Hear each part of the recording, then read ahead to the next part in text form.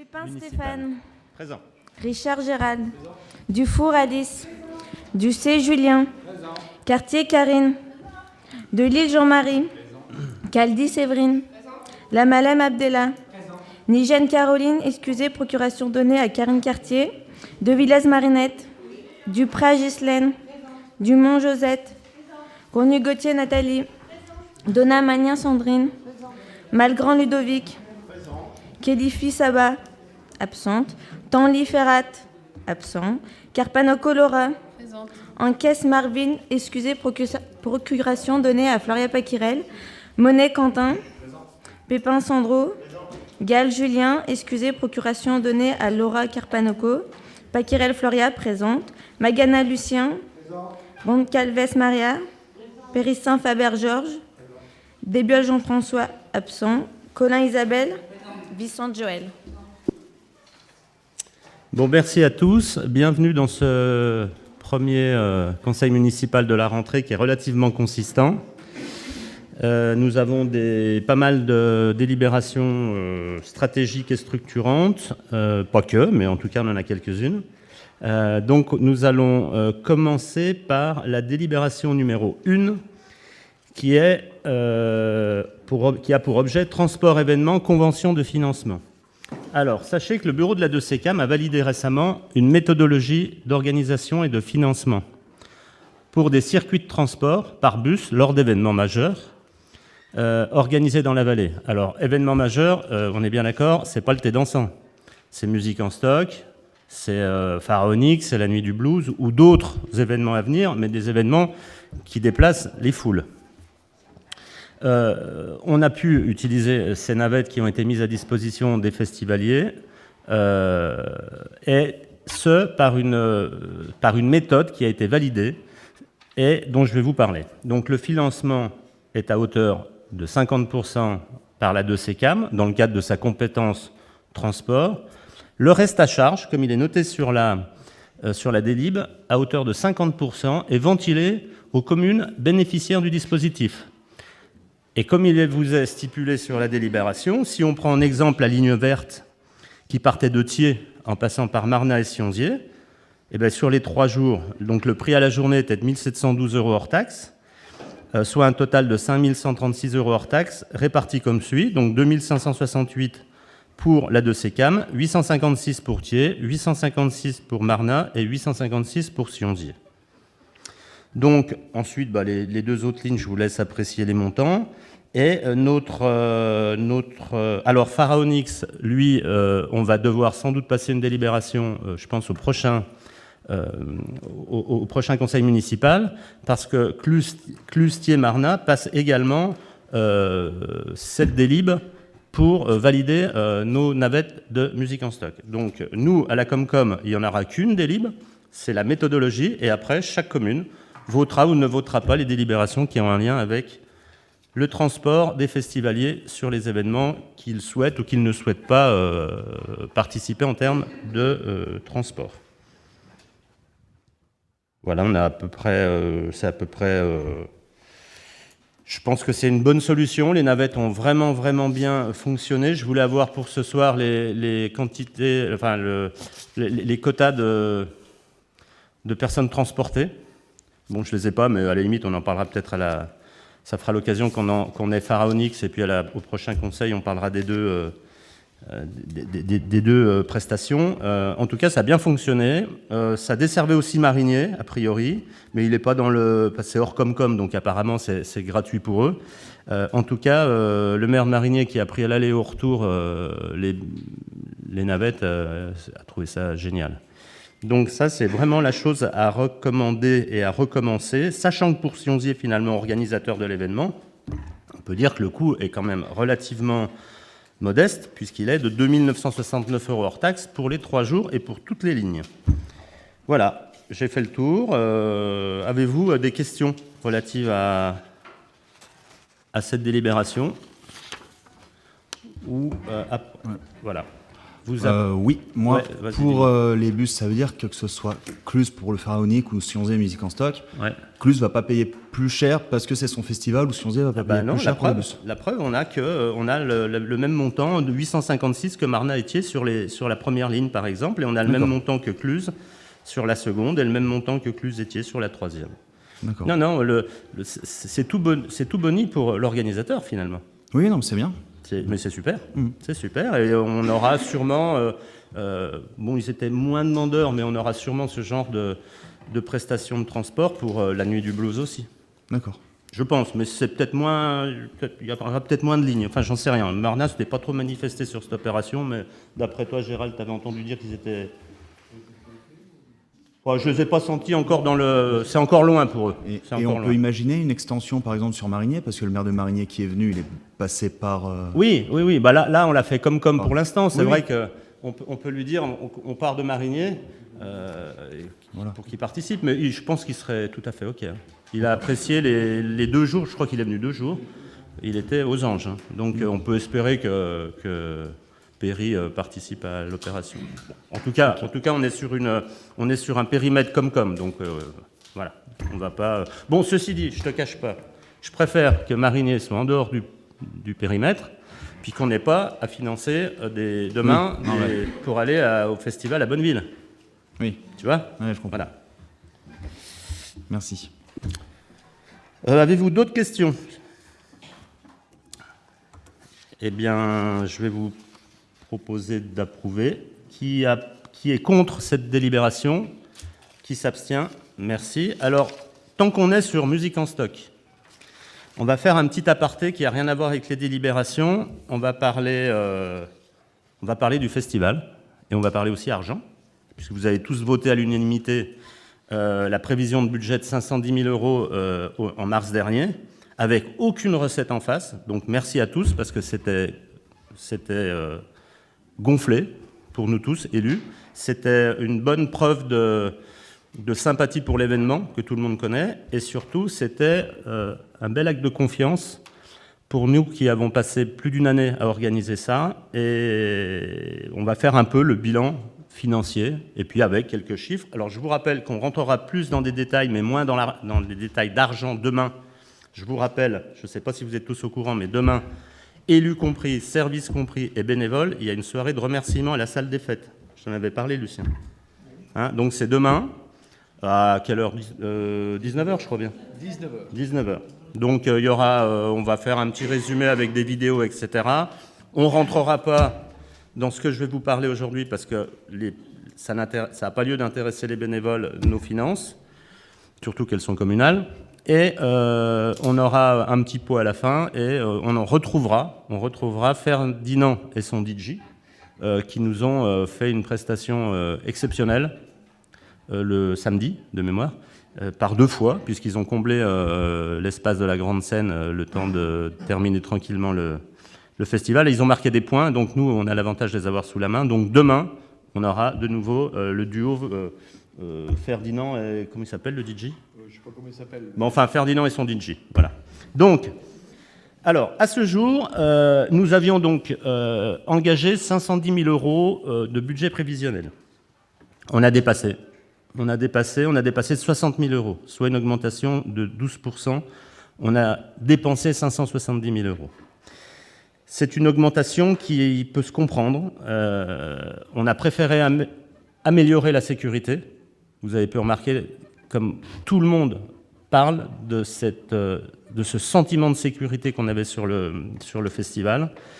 Peut-être qu'on en a trop fait, on verra peut-être à la baisse l'année prochaine, mais en tout cas, pour une première, tout le monde s'est senti à l'aise et en sécurité. On avait une véritable armée, c'est vite réglé, entre la sécu privée, les gendarmes, le PSIG, je crois qu'il ne pouvait pas se passer quelque chose.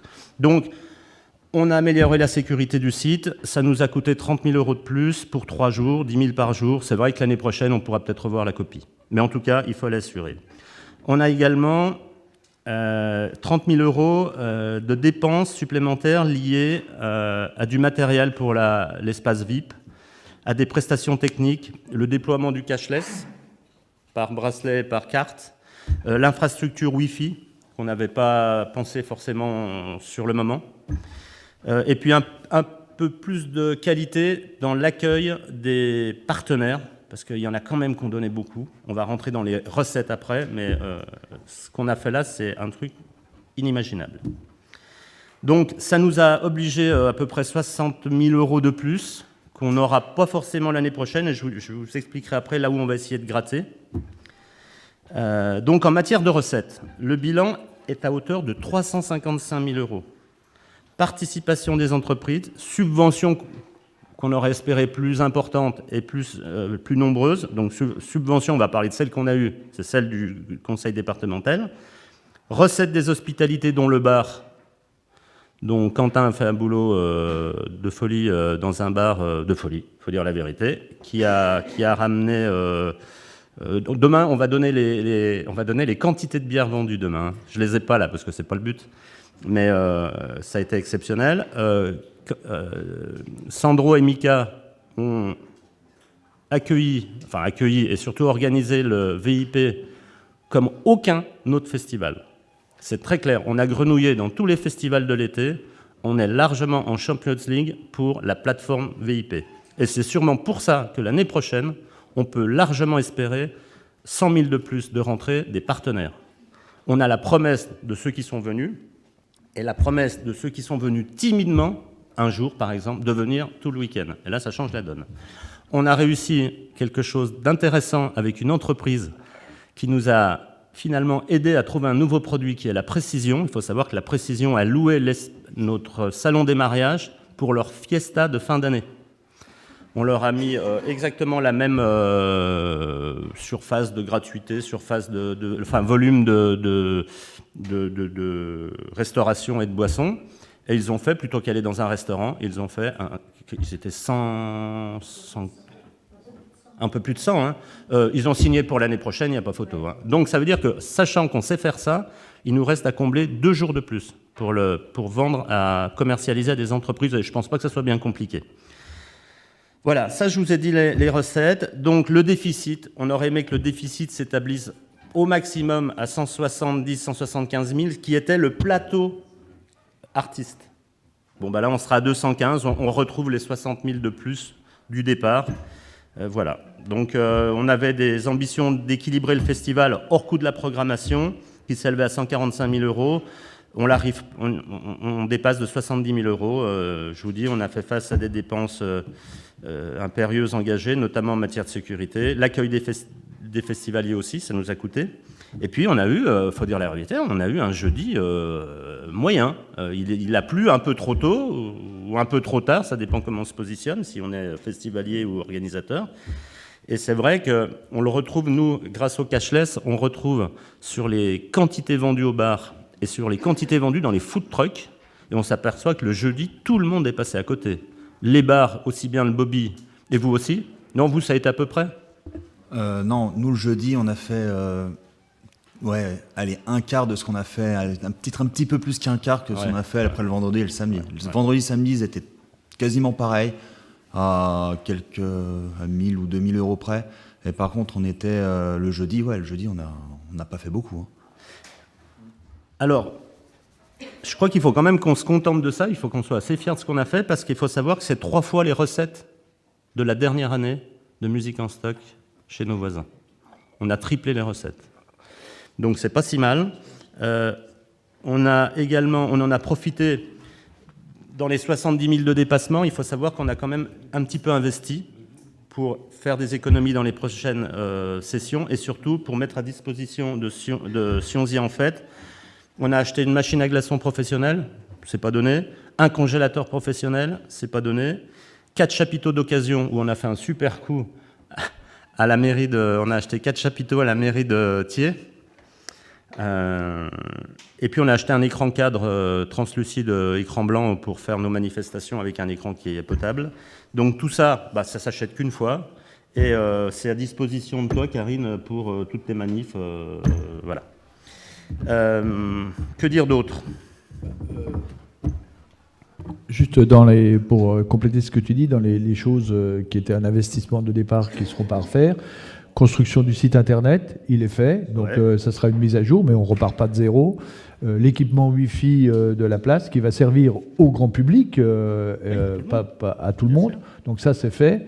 Et puis après peut-être les accompagnements. On n'aura plus à faire l'étude acoustique, elle est faite. Puis en plus on savait qu'elle ne servira à rien, mais elle ne servait à rien, mais elle est faite, puis on ne le fait qu'une fois. L'étude Sécu, on n'a plus besoin.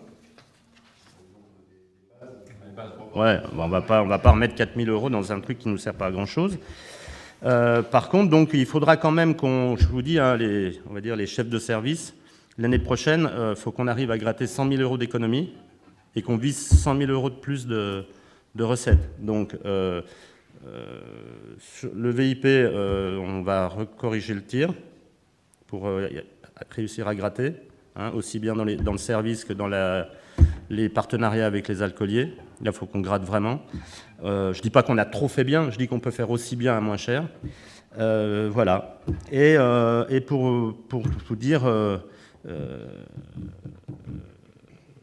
fait, on a accueilli quasiment 20 000 personnes en 3 jours, et c'est 2,5 fois la population de Sionzier, donc c'est quand même pas rien. Et puis, entre nous, ça a redoré un peu l'image de Sionzier, parce que l'image de Sionzier, c'est souvent, et Dieu sait si c'est toujours le cas, les voitures qui brûlent, les tas sauvages de déchets à droite à gauche et près des Molochs.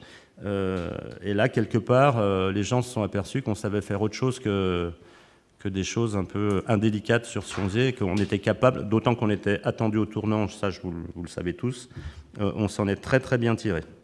Donc, en conclusion, on va essayer et Lucien, le salon, top, même si un coup dehors, un coup dedans, c'était top. On en reparlera pour grossir le truc si tu le veux. Hein. Alors, juste à ce sujet, je dois vous passer les remerciements de tous les luthiers qui sont venus, qui ont été super bien reçus, et ils attendent qu'une chose, c'est de recommencer l'expérience. D'accord. On peut muscler le salon. Là, on l'a fait, tu l'as fait timidement, mais c'était parfait. Hein, mais il faudrait qu'on mette un... Ah oui, on peut mettre beaucoup plus de personnes qui viennent présenter des guitares. D'accord. Et on peut mettre beaucoup plus de matériel. Mais toi, tu veux faire que du luthier aussi, non? Moi, je défends l'artisanat. Ouais. Alors, je pense qu'il faudra lui donner plus de visibilité. Oui, là, on l'a fait un peu... Il faudra lui donner plus de visibilité. On réfléchira à l'endroit où il est, mais plus de visibilité. En tout cas, merci pour ce que tu dis. Et si je peux compléter, nous, on a reçu quand même un certain nombre de mails. On a un certain nombre aussi à avoir visité d'autres festivals pendant l'été, pas forcément tous les mêmes. On a eu des commentaires Facebook sur les divers réseaux. Il n'y a pas un commentaire négatif, il n'y a que des commentaires positifs qu'on en a reçus et des félicitations. Et des gens assez loin. Hein, vous allez à Chambéry, on vous parle de musique en stock. On pensait qu'on allait réussir la chose quand même. Hein. On n'était pas parti perdant, mais là, j'avoue, on est quand même bien. Voilà, si vous avez des questions sur... on sort du sujet, hein, mais si vous avez des questions par rapport au festival, profitons-en, comme ça on fait le moment festival, puis après on passe au délib. En tout cas, il n'y a pas eu une incivilité, il n'y a pas eu un coup de poing, il n'y a pas eu un ongle cassé sur le site. En dehors, une bricole. En dehors, une bricole. Les vitres réglées. Ouais, il y a un gars qui a essayé de passer par les... Enfin, je pense qu'il a encore mal aux mains. Parce que le coup de crosse, il l'a senti. Non, c'était vraiment... Tout le monde était en sécurité. Et puis, de nouveau, on a réussi un festival où il y a quasiment 4 générations. Et ça, c'est quand même top. Voilà. Bon, on passe à la seconde délibération, si vous n'y voyez pas d'inconvénient. Donc, juste pour finir avec Musique en stock, on a recommencé depuis la semaine dernière nos premières réunions, parce qu'on aimerait que le plateau artiste soit calé en fin d'année, au 31 décembre. Il ne faut pas qu'on le traîne au mois de mars comme on a fait l'année dernière. Il faut qu'on puisse proposer notre plateau artiste, au moins les 3 têtes d'affiche à la fin de l'année. Donc on commence, elle est là, croit son boulot. Il rame son boulot, mais voilà, il faut mieux que... Voilà. Mais ils vont y arriver, oui, ils sont toujours arrivés. Allez, on change de sujet, délib numéro 2. Juste un mot. On pourrait avoir un petit détail de tout ça quand même. Ah ouais, bien sûr. Ok. Ouais. Alors, par contre, juste pour être sûr du coup, là j'ai donné les recettes, on est d'accord? Est-ce qu'on a que les recettes pécuniaires ou on a aussi le mécénat en nature? Il n'y est pas? Non, mécénat en nature. Ah oui, ça veut dire qu'on n'a pas passé les factures. Mais en même temps, c'est pas des dépenses. On est d'accord, ok, c'est neutre. Donc ok, j'ai pas lieu d'en parler. Ok, d'accord. Oui, on peut, Georges. Oui, bien sûr. Quand même, c'est bien. Délib numéro 2, convention de financement pour la mise en conformité des arrêts de bus. Donc, comme expliqué à l'instant, à la délib d'avant, la 2CCAM. On n'a pas voté là? On n'a pas voté? Non. Ah d'accord, Il une information. Il n'y a rien à voter là. Si, on a voté la délib. Je faisais un aparté musique en stock, mais on a voté. Non, mais il n'y a rien. Non, on ne vote pas musique en stock. Et non, il n'y avait rien à voter là. Donc. Comment? Si, la délib numéro... Ah, on est d'accord, pour les transports, on a tous voté. Ok. Alors, délib numéro 2, toujours pour la 2CCAM. Comme expliqué, la 2CCAM étant compétente en matière de transport, elle a établi un plan de mise en conformité PMR pour nos abribus. Dans le cadre du SDAT, le schéma directeur d'accessibilité des transports, de ce fait, évidemment, la communauté de communes est compétente en matière de points d'arrêt de bus et de leur mise en conformité. Une enveloppe a été votée à la 2CCAM pour les premiers travaux sur à peu près tout le secteur de la 2CCAM à hauteur de 100 000 euros pour la remise en conformité d'un premier programme. Hein, c'est que le premier parce qu'il y en a vraiment beaucoup d'arrêts de bus et permettra de financer la 2CCAM elle-même à hauteur de 50% les travaux nécessaires, le solde étant à la charge des communes. Donc pour Sionzy, on en a un prioritaire. Vraiment un, c'est l'arrêt qui se trouve vers le Bobby, avenue de la Libération, pour un coût de 15 000 euros, soit 7 500 euros pour la 2CCAM et 7 500 euros pour Sionzy. Alors, les travaux, avant que vous me le demandiez, parce que ce n'est pas noté, les travaux consistent d'une part à reculer le trottoir dans le cadre d'une autre, hein, évidemment pas forcément tous, mais celui dont je vous parle, la création d'un quai de 14 mètres de long, et l'installation d'une dalle ou deux dalles au pluriel pododactyle, ça j'en sais rien, et l'installation visible de logo PMR. Voilà, à terme, tous les abribus devront être mis en conformité. Des questions? Ouais, moi j'en ai une parce qu'il y a celui qui est très dangereux, c'est celui de l'avenue de la Route Blanche. Là, au moins, ils auraient pu, comme on a beaucoup de retard par rapport à des communes comme Tché ou même Marna, ils auraient pu au moins nous en mettre un deuxième, parce que là, celui de l'avenue de la Route Blanche, les enfants attendent dans l'herbe. Ça va aller assez vite, hein. Ça va aller assez vite. Hein. Enfin bon. Ouais. Alors pourquoi? Alors vous pourriez me demander pourquoi, dans la mesure où la 2CCAM a la compétence transport, les communes donnent 50%. La 2CCAM devrait donner 100%. En fait, c'est simplement pour que les petites communes balcons soient pas lésées. Eux, ils ont 2 ou 3 arrêts de bus. Nous, on prendrait la 2CCAM financerait surtout le bas. Donc on s'est dit, on fait 50% sur les arrêts de bus. Comme ça laisse un peu de mou à la 2CCAM pour d'abord avancer plus vite dans les projets, et puis ça permet d'une équité un peu sensible avec les petites communes balcons qui n'ont quasi pas d'arrêt de bus. Voilà. Avez-vous d'autres questions? Eh bien, on va passer au vote. Approuvez-vous les termes de cette convention de financement pour la mise en conformité des arrêts de bus, enfin de notre arrêt de bus? Qui est contre? Qui s'abstient? Merci.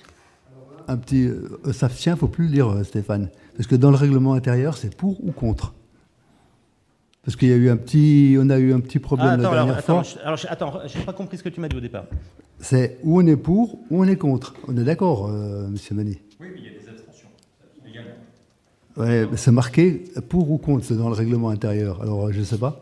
Ah, il y a forcément de l'abstention. Ce qu'on vous marque dans le règlement intérieur, c'est la comptabilisation du vote. Quelqu'un qui s'abstient ne prend pas part au vote. Donc, le quorum ensuite et le calcul de la majorité des voix, c'est d'accord. Sur pour ou contre. Donc, c'est vrai que vous avez raison, on ne peut voter que pour ou contre, mais il y a des gens sur certaines délibérations qui s'abstiennent, ce qui est différent, on ne prend pas part au vote, on se retire là, pour le coup de la délibération, mais les abstentions, nous les mentionnons dans chaque délibération, mais elles ne rentrent pas dans le calcul du vote de la majorité. Par exemple, Voilà, d'accord. vous êtes 29, une abstention, on viendra rechercher la majorité sur 28 votants. Comme ça se passe Bien noté, hein. sur tous les ensembles de scrutins, qu'ils soient dans les assemblées plénières de collectivités territoriales, au Parlement, également dans les votes personnels. Ah, mais comme sur le règlement, ça n'était pas notifié, j'ai... Non, mais tout à fait. Ah, Parce que d'accord. le règlement, Ok. le règlement intérieur ne tient Pas de souci. que des, Il n'y a que pas des de... votes pourris dans la comptabilisation des votes. Voilà. Voilà.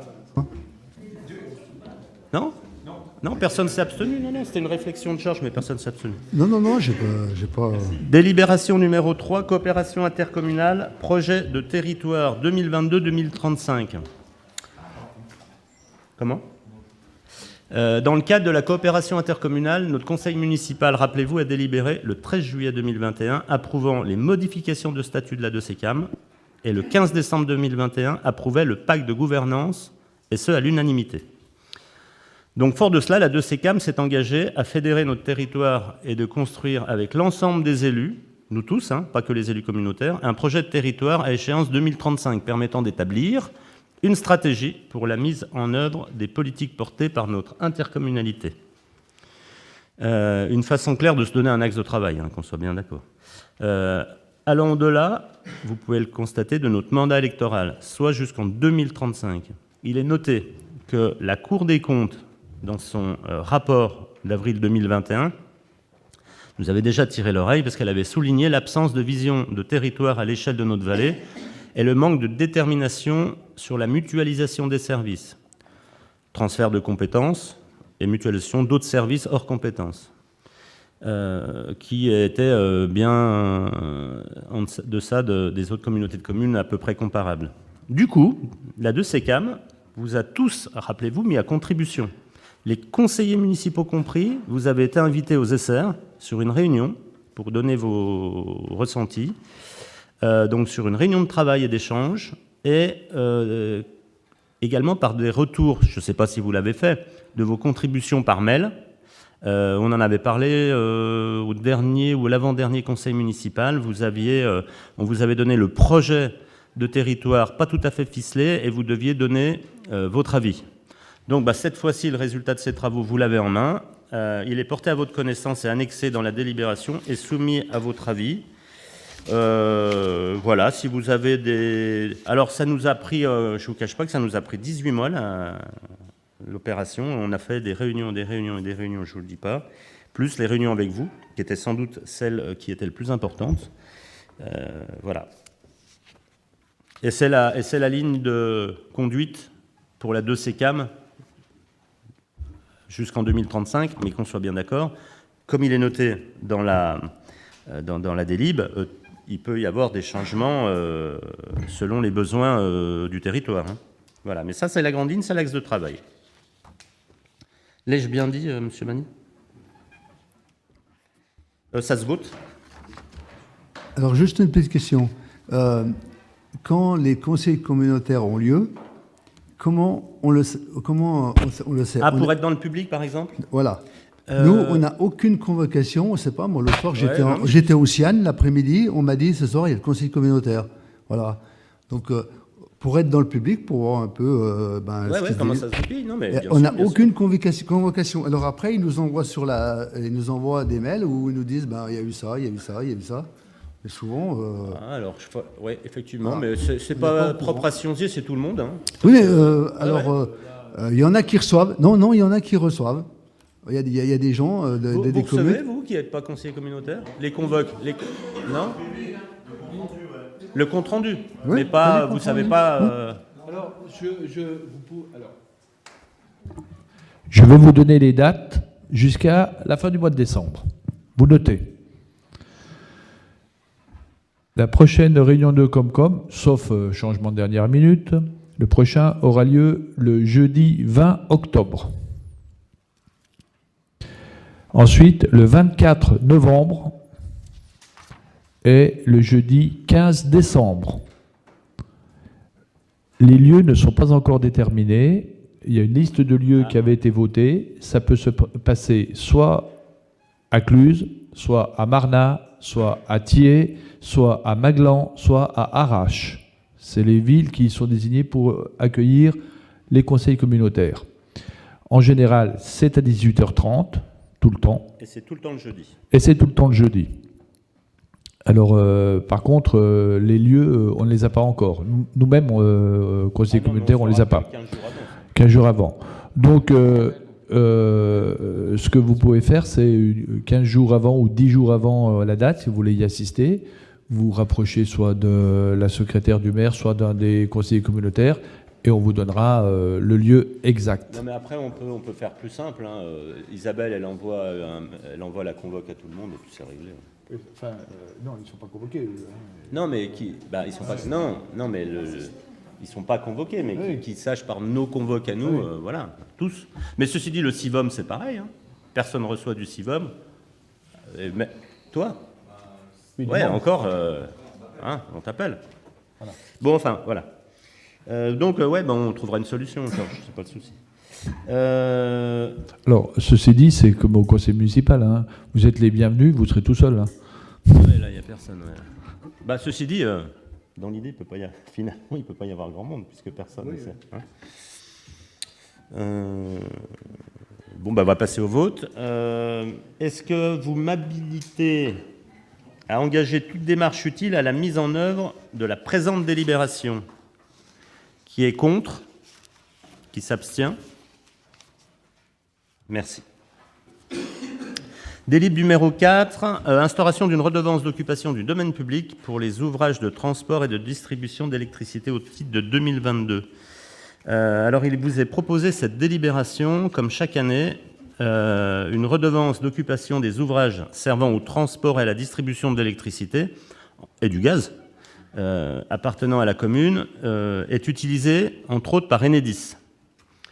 Donc, nous n'avons jamais passé cette délib, et c'est gênant. C'était gênant jusque-là.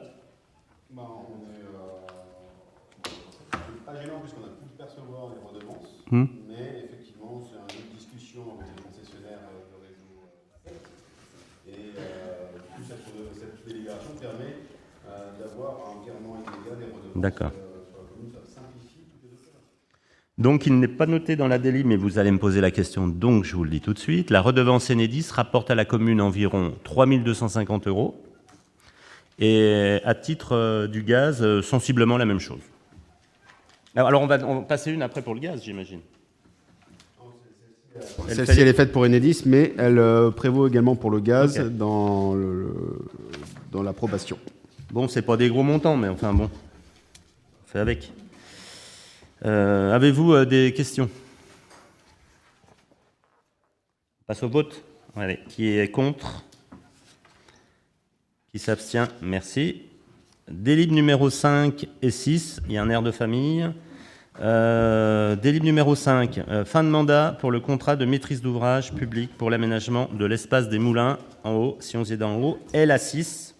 On votera différemment, hein, qu'on soit bien d'accord. Financement en vue de l'aménagement... Et également fin de mandat pour le contrat de maîtrise d'ouvrage public pour la réhabilitation d'Alpex. Alors, ce sont dans le cadre de la clôture des comptes entre la commune et la SIDEV, il vous est demandé d'approuver 2 délibérations, 5 et 6, permettant de solder 2 opérations non clôturées dans nos livres comptables. J'ai bien dans nos livres comptables. Hein. La première permettant de solder l'opération de l'aménagement de l'espace des Moulins pour un montant de 228 056 TTC, soit les avances SIDEV en paiement d'études pour 165 000 TTC, ça ce sont les honoraires SIDEV, et 63 056 qui servaient à l'époque à financer le salaire de son directeur, M. Verra, et de couvrir les frais de vie et de structure de la SIDEV, de la société. Ça coûte une société, même quand elle ne fait rien.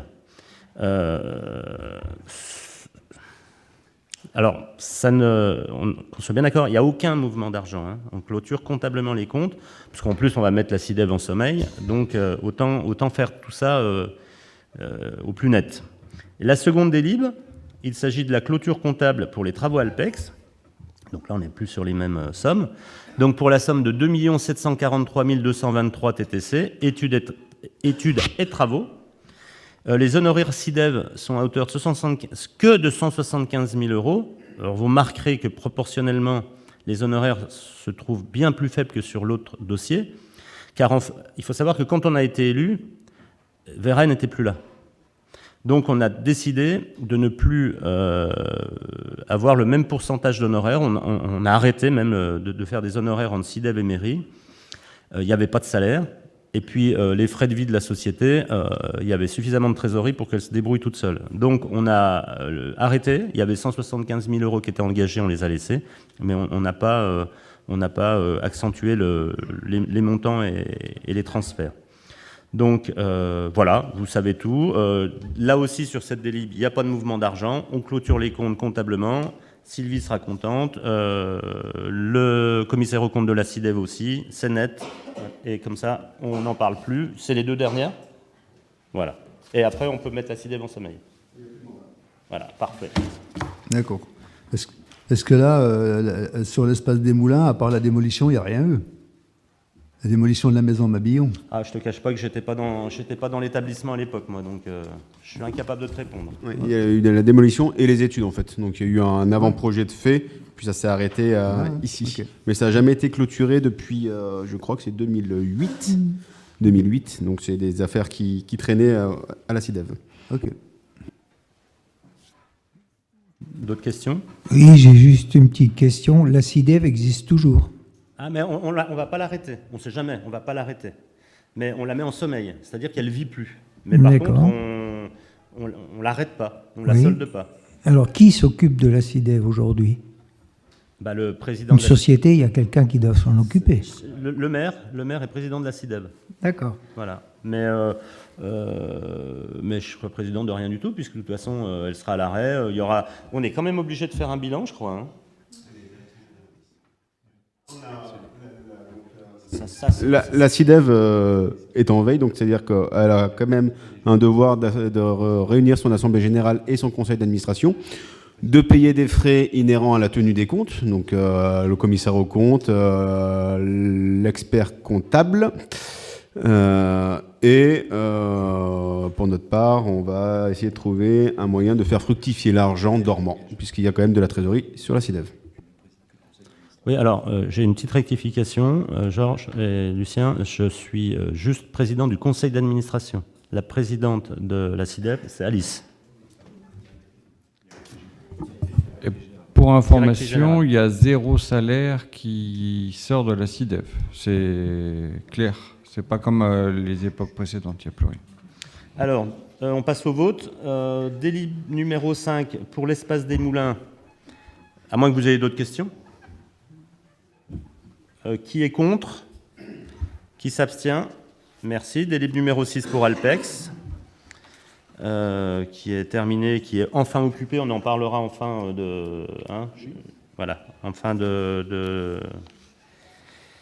du conseil municipal de cette jolie médiathèque qu'on a pu installer à Alpex. Donc, qui est contre la délib pour solder les comptes d'Alpex? Qui s'abstient? Merci. Au moins, c'est du net et on ne revient plus dessus. Délib numéro 7, conclusion d'une convention de délégation de maîtrise d'ouvrage et de financement en vue de l'aménagement d'une piste cyclable inscrite au schéma directeur intercommunal. Abdellah, à toi. Merci. Donc, il s'agit d'une convention de délégation de maîtrise d'ouvrage et de financement d'une piste cyclable qui est inscrite dans le schéma directeur. La majeure partie de cette piste cyclable existe sur la commune de Marnat. On aurait aimé être informé un peu plus tôt, puisque nous ont informé un petit peu plus tard, mais on s'entend bien avec Marnat. Donc, du coup, il s'agit d'une piste cyclable qui longe les Valignons, qui rentre dans le cadre de l'aménagement que fait la TMB pour la récupération de l'eau pluviale et le traitement. Donc, il y a une partie de la piste cyclable qui vient jusqu'au collège. Donc, elle traverse un ouvrage, une passerelle de 9 mètres. Donc, l'idée, c'est que Sionzé prend en charge la partie qui lui revient. Et ça a un sens aussi parce que ça rejoint un petit peu la piste cyclable qu'on souhaiterait faire dans le futur, qui relie le Crozet au centre-ville. Donc, du coup, notre partie de financement s'élève à 110 000 euros hors taxe. Et du coup, nous, on ne paiera pas toute cette somme-là parce qu'on va déléguer la maîtrise d'œuvre à Marna, mais on paiera au prorata des financements qui vont être liés à ce projet-là. Toutes les subventions, une fois payées, on verra un petit peu ce qui nous revient et on acquittera de cette somme vis-à-vis de Marna. Ça sera en déduction des 110 000 euros. Tout à fait. Déjà, vu que c'est une... Mais pareil pour Marna, ceci dit. Tout à fait. Et vu que c'est une piste intercommunale inscrite dans le schéma directeur, donc elle acquitte déjà d'un montant de subvention de 30%. Donc déjà, c'est 77%, sans compter ce que pourrait abonder la TMB ou d'autres organismes. Donc voilà pour cette délib. Et du coup, c'est une délégation, une autorisation au maire de signer cette convention et financement avec Marna. Avez-vous des questions? Moi, j'ai juste une question. Pourquoi on la goudronne? Voilà, c'est tout. Au moment où on ne doit pas imperméabiliser les sols et tout, on met de l'enrobé encore là-dessus. Donc moi, c'est juste là-dessus que je suis un peu contre, parce qu'il y a d'autres solutions qui existent, mais tout le temps, c'est de l'enrobé, de l'enrobé, de l'enrobé, de l'enrobé. Alors, moi, j'ai une petite réponse, parce que je fais énormément de vélo, pour ceux qui me connaissent, et je circule beaucoup sur les pistes cyclables. Si c'est pas goudronné, il faut avoir un VTT. Mais sur une route, une piste cyclable qui n'est pas goudronnée, on ne peut pas circuler en vélo de course, en vélo de route. Sinon, on crève tous les 2 km si c'est du gravillon. Et c'est dangereux. Donc, tous ceux qui font du vélo militent pour que les pistes cyclables soient goudronnées. Oui, mais il y a d'autres sortes de goudrons. Hein. Il y a du perméable, il y a plein de choses. Hein. C'est que... Oui. Alors, il y a peut-être d'autres sortes de goudrons, certainement, mais l'option gravier tassé, si c'est du gravier tassé, le cycliste lambda, il va passer sur la route, il n'ira pas sur la piste cyclable. Pour compléter, oui, tout à fait, tu as tout à fait raison, il y a d'autres types de goudron. Le goudron se met par facilité pour l'entretien des voiries. En plus, pour l'accessibilité, tout ce qui est tout type de vélo et aussi, sans oublier que sur cette voie, on le voit d'ailleurs sur la piste cyclable qui a été réalisée sous le pont, qu'il y a beaucoup de femmes ou d'hommes avec poussettes pour qu'elle soit accessible à tout type, on va dire, d'équipement à roues. Et certes, il y a d'autres enrobages, mais ça coûte énormément cher et du coup, pour les budgets, ça peut s'élever très vite quand on sait combien ça coûte le mètre linéaire de piste cyclable.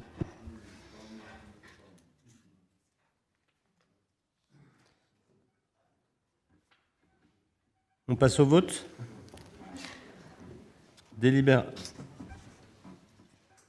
Pardon? J'ai dit quelque chose. Donc on passe au vote. Qui est contre cette délibération, cette convention avec les Marneraux? Qui s'abstient? Merci. Délibération numéro 8, convention d'autorisation de voirie et d'entretien. Abdellah, dis-nous tout. Oui, c'est une deuxième délib. Cette fois-ci, il s'agit de la piste cyclable que nous avons réalisée l'année dernière, qui passe la RD 1205 sous le pont de Sionzier.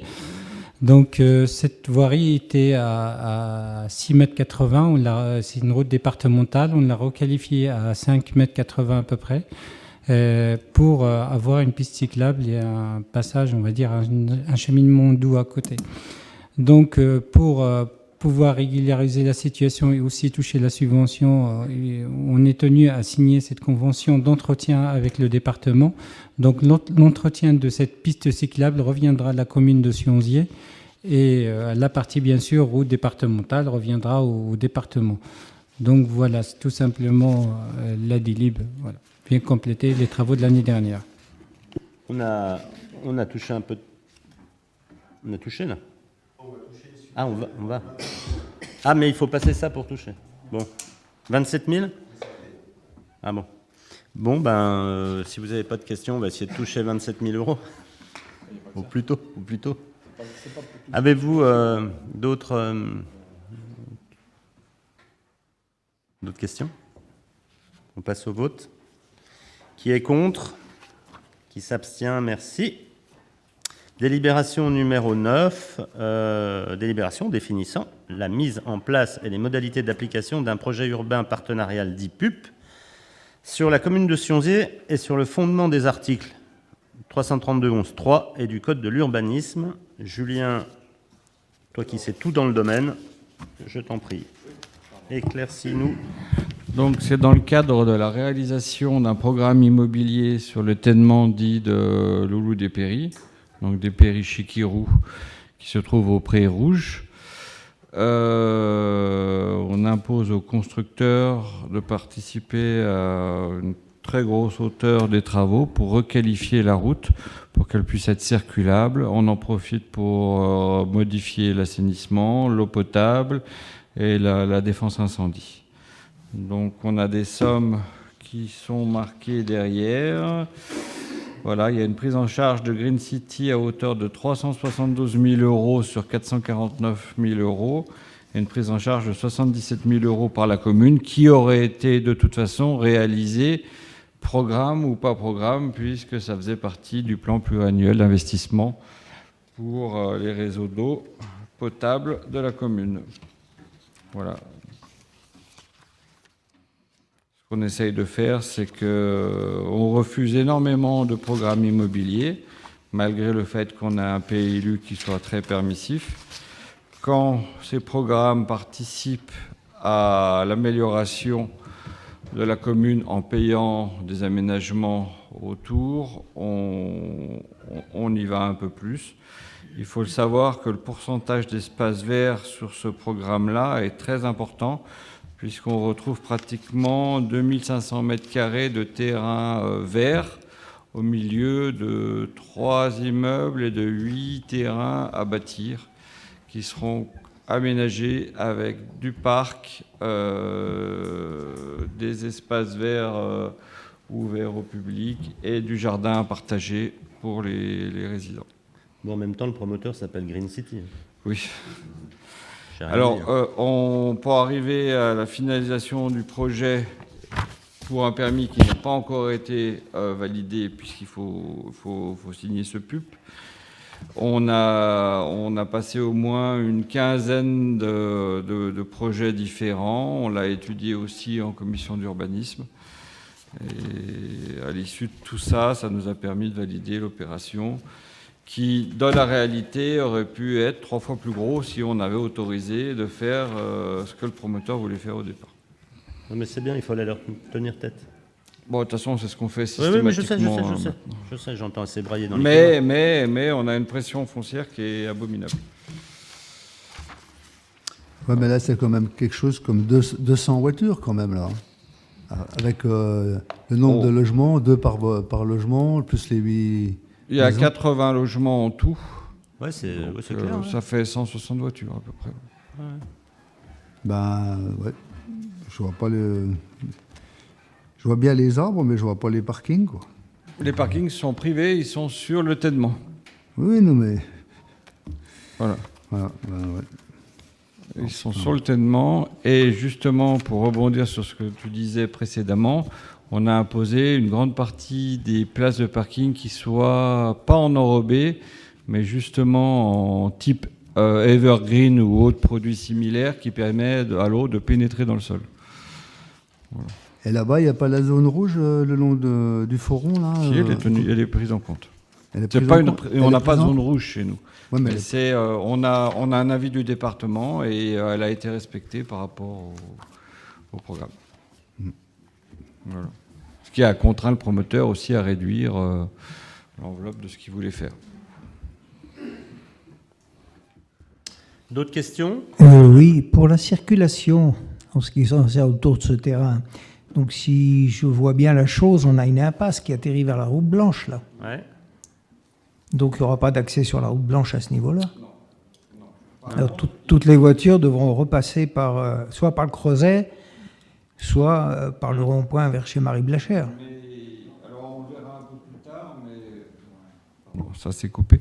On le verra un peu plus tard, mais le projet qui est en cours de réflexion d'un groupe scolaire cette route permettrait d'avoir un deuxième accès de délestement pour pouvoir sortir de cette école.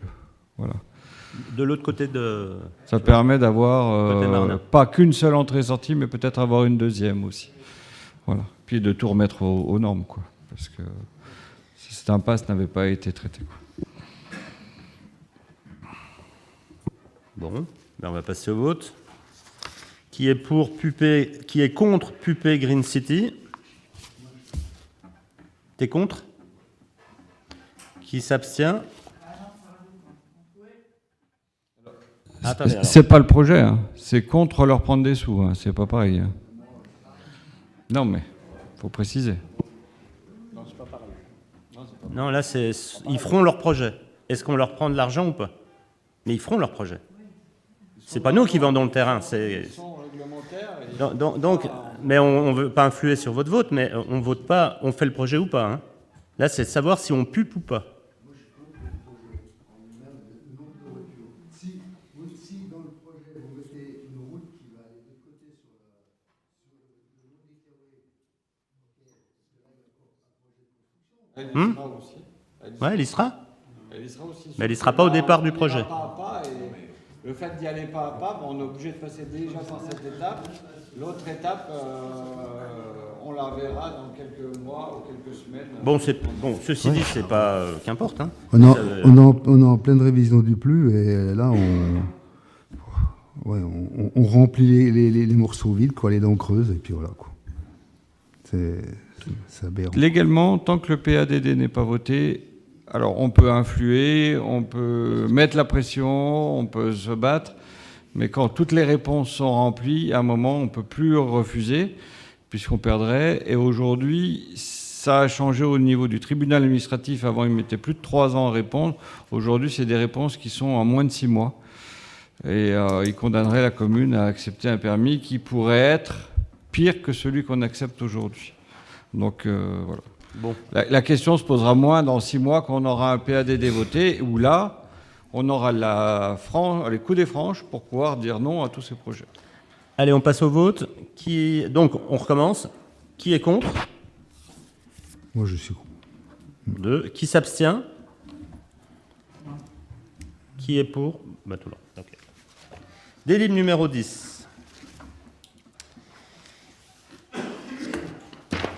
Approbation de la modification numéro 5 du PLU de la commune de Sionzier pour la huche à la tour. Julien. Bon. On a 2 délibs qui suivent, qui se ressemblent. C'est l'approbation de 3 délibérations qu'on a déjà prises courant de ce mandat. Et ça valide les projets qui ont été votés jusqu'à présent à l'unanimité, c'est-à-dire la transformation de la huche à la tour et de la Berrois en Haute-Sionzier en zone industrielle pour la première délib, et la zone des Cliaoué qui la sort de sa zone de ZAC en zone constructible pour équipement collectif.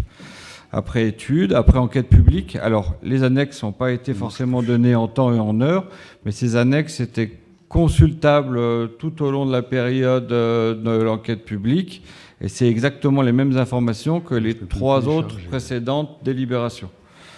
Voilà. Donc aujourd'hui, on entérine notre volonté, donc on approuve les modifications, et ça va passer par le filtre après de la préfecture, et ces 2 zones seront validées.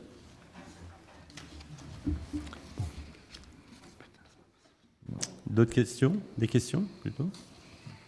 On peut passer au vote. Rien n'a changé dans ce qu'on a voté par rapport à ce qui s'est fait précédemment. On est exactement dans la même chose. Il y a eu l'autorité environnementale qui est venue un peu sur la zone des Cliaoué pour de la compensation pour les zones humides. On leur a donné des emplacements qui leur conviennent et qui ne nous dérangent pas. Mais on est sur des petites surfaces. On passe au vote. Qui est pour... Ah, pardon. Non. On a trouvé un accord. On compense au double de ce qu'ils ont trouvé. Alors, on a, pour expliquer, au niveau du rond-point des Fontaines, sur la gauche, on a l'impression que c'est Marna, mais on a un bout de tènement qui nous appartient, qui est forestier, et qui va être préservé, certainement classé en N, le prochain révision du PLU, et qui va être une zone humide. Et on a aussi un triangle derrière les jardins partagés, qui va être un espace qui sera protégé aussi en zone humide. Et ces deux zones sont double de la surface que l'autorité environnementale nous demande de compenser. Donc on répond à leur cahier des charges. Voilà. J'aurais encore une petite question, s'il vous plaît. Oui. Si j'ai bien compris, on va transformer une zone qui était prévue pour faire de l'industriel pour faire du logement. Non, c'est pas ça. Cette zone était prévue pour de l'habitat collectif, plutôt social, et de l'équipement municipal. Et on a enlevé la partie logement. Il n'y aura pas de logement sur cette partie-là. Ça sera surtout pour créer un groupe scolaire. Oui. Et puis après, on aura des équipements qui pourraient se présenter à nous comme des bases de loisirs ou des choses comme ça. Alors, ces terrains-là, actuellement, appartiennent à des propriétaires. À 100% à la commune pour la zone des clés, oui. Merci. Voilà. Par contre, pour la zone industrielle en haut, la commune n'a absolument rien. Voilà. Et ben on va passer au vote. Pour la délibération qui correspond à la huche à la tour, donc la délibération numéro 10, pour l'approbation de cette modification, qui est contre, qui s'abstient, merci. Et la délibération numéro 6 concernant... 11, mais pour la modification numéro 6, concernant les Claouets, qui est contre cette modification, qui s'abstient, merci. Délibération numéro 12. Alors, vous vous souvenez sans doute, lors de nos dernières séances de l'été, nous avons déclassé un terrain à la Tetna afin de pouvoir réaliser avec M. Ludo Roman un échange. Je vous rappelle le contexte, c'est simple. Dans cette opération, Ludo est propriétaire de locaux industriels chemin de la Tetna et d'une parcelle ceinturant un tènement nous appartenant.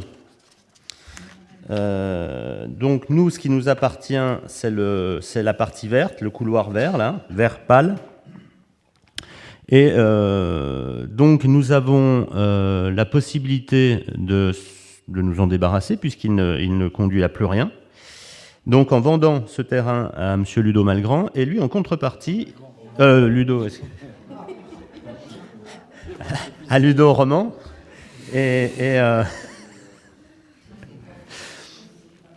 et donc on lui vendrait ce terrain et lui nous vendrait la partie 789, qui est en fait un terrain qui lui appartient et qui lui pour le coup lui sert à rien, mais surtout que étrangement il est propriétaire de ce terrain et normalement c'est un chemin qui devrait être un chemin municipal. Et donc, ce qui nous permettrait, nous, de nous désengager de ce couloir qui nous sert absolument à rien, sachant que dans l'opération, évidemment, monsieur Ludo Roman prendrait en charge tous les frais de dossier et les frais d'acte, et on lui oblige gracieusement à nous faire qui est assurée en violet, là, une desserte, une piste, ça serait une piste cycliste. Pour l'hydroélectrique à terme sur le cheminement et pour les propriétaires forestiers, un accès à leur forêt pour les entretiens. Donc, un chemin en route. Donc la dernière fois, il a déjà acheté pour faire la piste cyclable. La dernière fois, on a déjà voté une fois, c'est une délai pour... Non. On avait voté au dernier conseil le déclassement en fait, des terrains. D'accord. Et là, on avait voté une délit de désaffectation et de déclassement en vue de céder à M. Roman. Et là, en fait, on acte la vente, enfin l'échange de parcelles et la vente. Ok, d'accord. Le projet demeure inchangé. Donc là, l'opération nous oblige à acheter pour 1 925 € et de vendre pour 7 300 €, sachant que, comme je vous disais, tout est... Okay. aux frais de Romans et la piste et la voie douce d'une largeur de 2 mètres aussi. Et donc, il s'occupe de la remise en état. Ok, parce que là-bas, c'est un peu le bordel. Non, mais j'ai été faire un tour cet après-midi et je vide des tas de terre et voilà. Ok. Après, la servitude qu'on va garder pour le passage piéton et puis pour l'accès aux propriétaires terriens, elle fait partie du zonage qui a été mis en place, qui est réfléchi pour l'ensemble des zones de pistes cyclables de Sionzier. Elle fera partie des zones voies vertes qui permettront de relier Sionzier à Cluses par un chemin qui soit plus agréable que la route, ce qui n'empêchera pas d'en avoir un sur le côté de la route, mais on aura aussi un côté plus forestier et plus sympathique. Voilà. Et ça, c'est la Comcom. Ce chemin-là qu'il a tracé, c'est la Comcom ou c'est la commune? Ça sera un travail commun. Voilà. L'objectif, c'est quand même de tirer des subventions au maximum de partout. Et comme dit Abdellah, là, ça sera vraiment du vert. Ça ne sera pas goudronné. Là, on sera plutôt sur du gravier pour de la balade ou du VTT ou des choses comme ça. C'est moins fait pour les gens qui travaillent. Voilà. Bon, on va passer au vote. Qui est contre cette session et échange avec Ludovic Roman? T'inquiète pas, t'étais pas là, mais j'ai parlé de toi tout à l'heure. Qui est contre? Qui s'abstient? Merci. Délibération numéro 13. Alors, c'est un cadeau que l'autoroute nous fait dans le cadre de son DPAC, domaine public autoroutier concédé. L'ATMB, concessionnaire de l'État, a recensé sur notre commune des tènements non stratégiques pour eux, pour l'ATMB, pour leur exploitation autoroutière, et qui de plus leur coûtent de l'argent. L'ATMB souhaite donc se débarrasser de ces îlots de terrain en nous concédant gracieusement l'ensemble des tènements notifiés sur le plan annexé, tout en payant les frais d'acte. Alors vous pouvez prendre connaissance sur le premier plan, il y a un petit talus rue de Chamberon sans trop d'utilité. Mais bon, ça peut servir éventuellement à caser des PAV là-bas, on ne sait pas. Je ne fais pas une fixation là-dessus en ce moment, mais enfin, je suis en plein dedans. Par contre, beaucoup plus intéressant sur le plan numéro 2, la banane d'entrée du Val d'Arve, ainsi que les tènements le long de l'autoroute, le long des Presles Nord et Presles Sud. Donc tout ça, ça nous reviendrait gratuitement. Donc on va quand même pas les refuser. Pour une fois que l'ATMB nous fait don de quelque chose. Voilà. Donc, avez-vous des questions? Eh bien, on va passer au vote. Qui est contre ce don? On va appeler ça comme ça. Qui s'abstient? Merci. L'ATMB. Délibération numéro 14. Désaffectation et déclassement de terrain au Presles. Julien. T'en as deux identiques à peu près? 14 et 15, oui, vas-y. Identique. Donc, on a des terrains au Presles qui appartiennent à la commune et on s'occupe de ces terrains pour avoir une mixité entre de l'artisanat, on va dire, un peu comme il se fait de l'autre côté de l'autoroute chez Toyota avec des cellules artisanales sur le grand tènement. Donc c'est la numéro 15 où on voit le gros tènement. Et de l'autre côté, ça sera plutôt du bureau. Voilà. Donc l'idée aujourd'hui, c'est de le déclasser. Il y aura un marché qui sera lancé pour avoir les meilleures propositions. On a déjà un chiffrage des domaines et on verra. On a essayé quand même malgré tout de tenir en compte les desiderata des habitants du quartier en essayant de maintenir des espaces de verdure et d'arbres existants aujourd'hui. Voilà. C'est une formalité qui sera accompagnée de d'autres délibérations tout au cours de l'année pour qu'on arrive au bout de ces projets et que la commune puisse récupérer quelques centaines de milliers d'euros.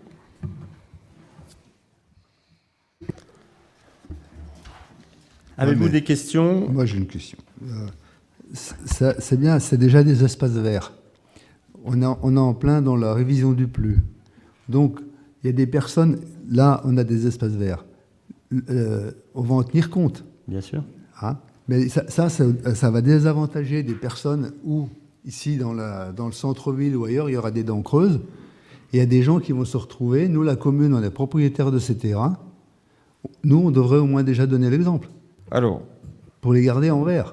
Et il y a des arbres dessus, en plus. C'est pour ça que certaines parties seront en vert et certainement classées en N.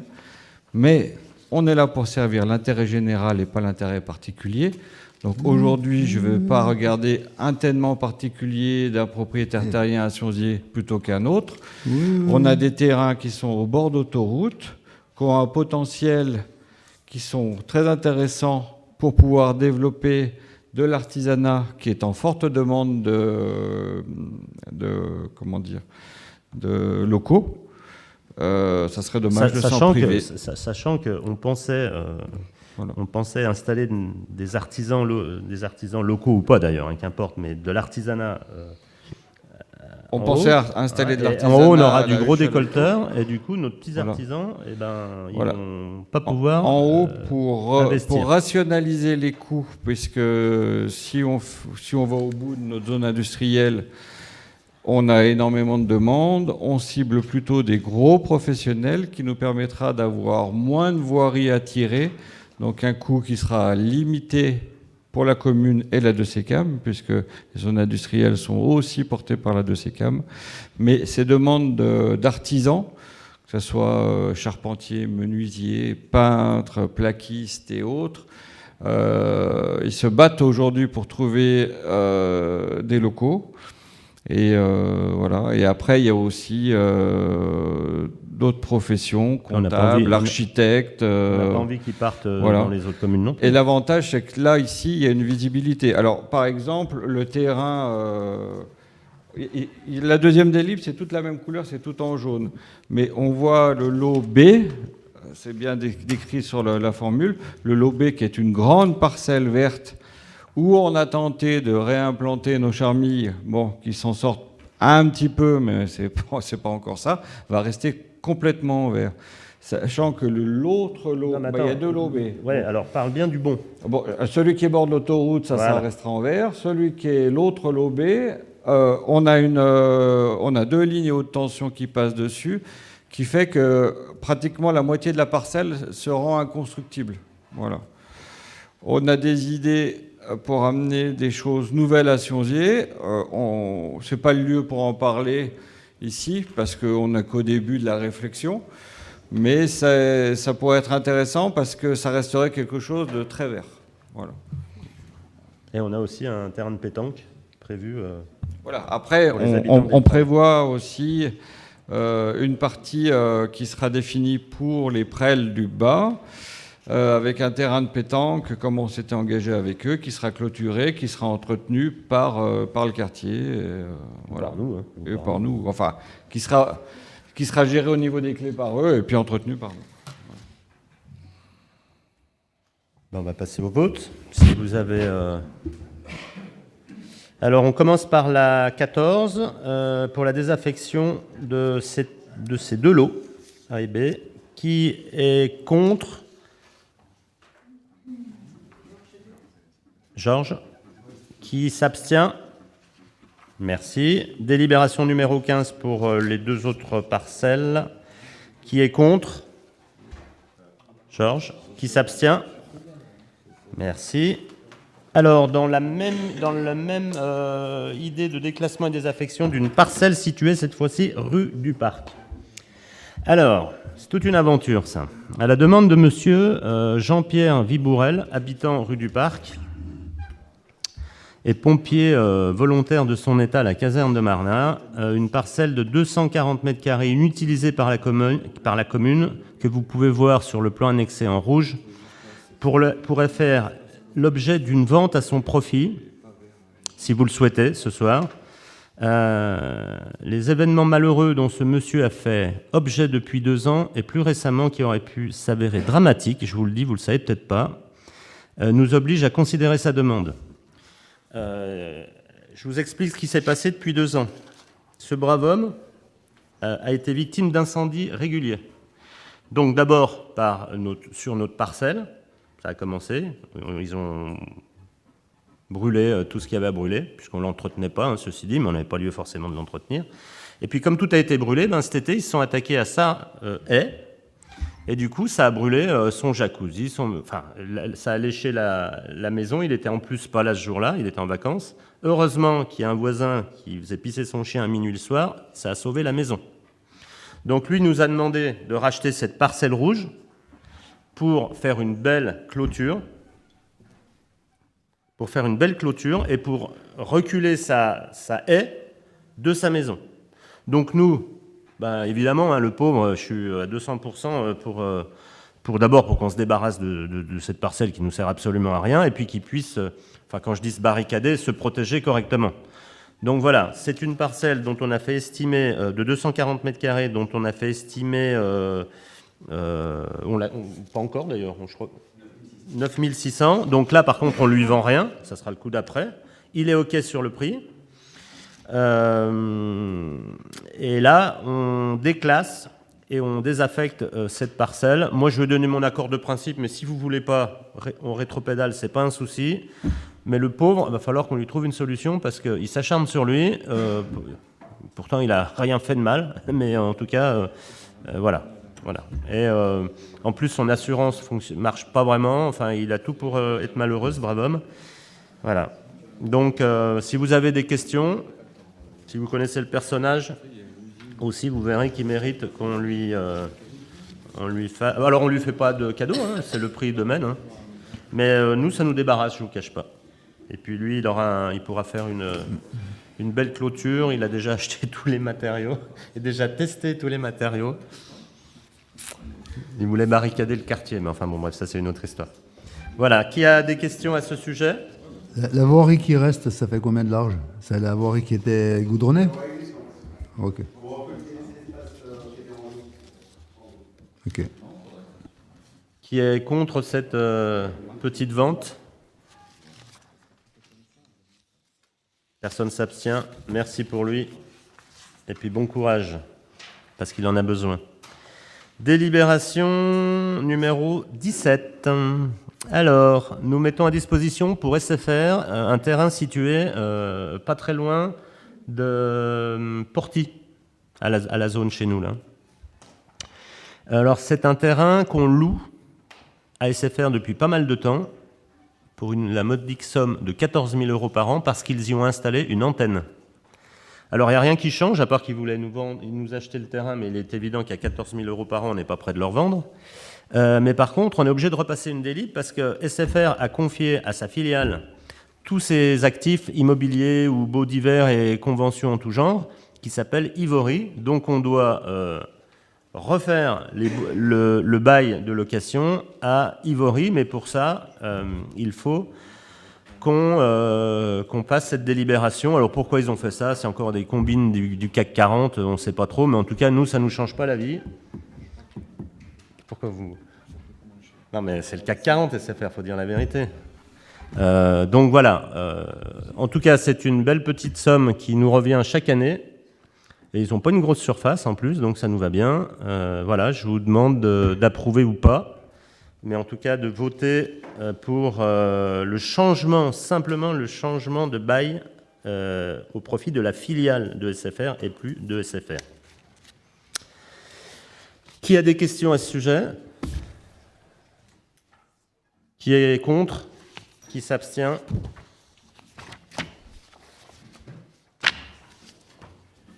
Délibération numéro 18. Jean-Marie, certification de la gestion durable de la forêt, PEFC de la commune de Sionzier. Dis-nous en plus. Oui, donc la commune de Sionzier a décidé de s'engager dans la certification PEFC. C'est un programme de reconnaissance des certifications forestières.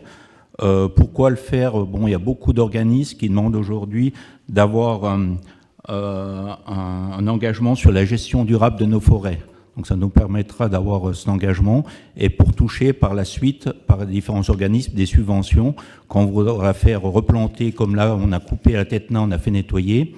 Donc on va replanter des arbres, donc on pourra subventionner au moins à partir de 50 à 60% pour replanter ces arbres.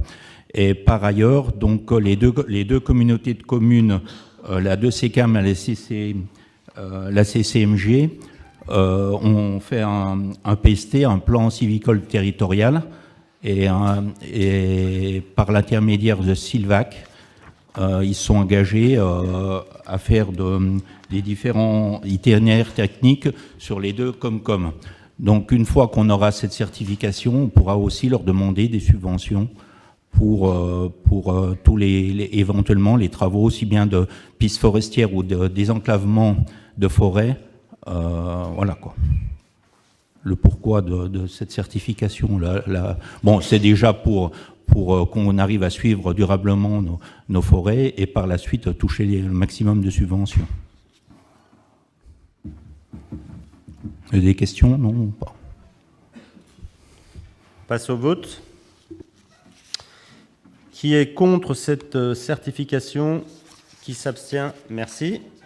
Gérald, école de musique municipale, accueil des enfants de la commune de Nancy-sur-Cluse et surtout réciprocité. Oui, donc ça c'est une délibération que l'on prend chaque année puisque la convention est annuelle. C'est une convention qui est passée entre la commune de Sionzier et la commune de Nancy-sur-Cluse afin que les enfants de Nancy-sur-Cluse puissent venir à l'école de musique de Sionzier. Et en termes de réciprocité, que les enfants inscrits à l'école de musique aillent faire du ski une fois par année gratuitement à Nancy et qu'on ait des mises à disposition des salles communales de Nancy pour des manifestations de l'école de musique ou des manifestations musicales. Voilà. Donc c'est comme je l'ai dit, une délibération qu'on prend chaque année. La commune de Nancy l'a voté dans son conseil municipal la semaine passée. Voilà. Plus d'infos à ce sujet? C'est environ, ça concerne une quinzaine d'enfants de Nancy-sur-Cluse. On passe au vote. Qui est contre cette réciprocité? Qui s'abstient? Merci. Délibération numéro 20, institution de la taxe d'aménagement, fixation du taux. Guilhem ou Julien, ne vous battez pas. Guilhem? Allez, tendu Guilhem. En fait, il s'agit d'une modification du régime de perception de la taxe d'aménagement, puisque c'est directement la DGFiP qui la percevra dorénavant. Et il s'agit d'acter ce principe qui est une réglementation nationale et de repréciser par ailleurs dans cette délibération quel est notre taux de taxe d'aménagement, donc qui est de 5% sur la commune.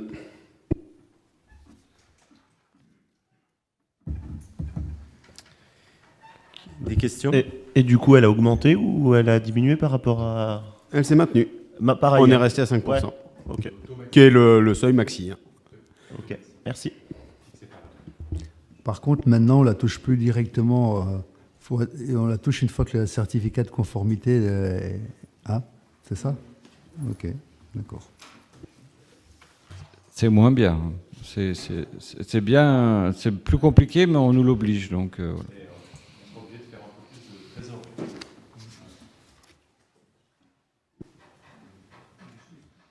D'autres questions sur le... J'ai juste une petite question. On me dit 5%, c'est le maximum. Ouais. Donc on peut faire moins. Oui. Ouais, et pour nous, commune de Sionzier, on a décidé que ce serait 5%. Pourquoi? C'est historique, on ne l'a pas décidé récemment. C'est uniquement à la construction de la maison. C'est une taxe unique qui ne se représente pas. Et vu la quantité, la densité de maisons et d'autres choses qui se construisent sur Sionzier, c'est une somme d'argent qui nous permet d'améliorer aussi les voiries ou autres. Ça fait à peu près 120 000 € par an. C'est pas une somme énorme qu'on perçoit par rapport dans le budget. J'aurais aimé plus. Mais... Non, mais c'est pas mal, oui. 120, ouais, mais c'est pas non plus... Oui, c'est pas des... Si vous n'avez pas d'autres interventions, on va passer au vote. Qui est contre cette institution de taxe d'aménagement, en tout cas de la fixation de son taux? Qui s'abstient? Merci. Eh bien, Guilhem, tant que tu es chaud, décision modificative, budget de l'eau potable, s'il te plaît. Donc chaque année, on doit déclarer les redevances perçues ou à percevoir de l'agence de l'eau, donc c'est-à-dire l'antipollution que vous trouvez dans votre facture d'eau potable. Et historiquement, sur 5 années, donc de 2013, date de prise de compétence d'assainissement de la DCCAM, jusqu'à 2018, on avait un désaccord entre les montants réellement encaissés entre la commune, le trésor public et l'agence de l'eau. Donc aucun élément n'était conforme les uns par rapport aux autres. L'agence de l'eau a mandaté un bureau d'études fiscaliste pour venir démêler la situation. On a acté d'un montant pour épurer les dettes. Et donc, effectivement, dans ce budget de déclaration de redevance par rapport à ce qu'on avait estimé, on est en dépassement. Donc, il s'agit d'une DM pour liquider une fois pour toutes le restant dû à l'agence de l'eau.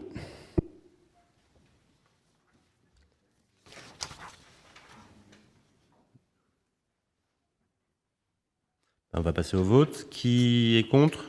Qui s'abstient? Merci. Délibération numéro 22. Séverine, vie associative, subvention complémentaire. On aurait dû rajouter rapport à musique en stock. Ce sont des subventions donc, supplémentaires attribuées aux associations par rapport à musique en stock. Le montant était de 500 € par soir pour 10 bénévoles présents. Donc sont éligibles Cyclone avec 500 €, Sionzier en fête 1500, Tennis Club Sionzier 500, Des 500, Harmonie 1500, Foot Club Sionzier 500, La Cabane 1500, le FAC 500, le Théâtre 500, soit un total de 7500 €. Qui sont évidemment dans le budget dont on vous a parlé tout au départ. On ne les a pas mis à part. Et c'était la volonté de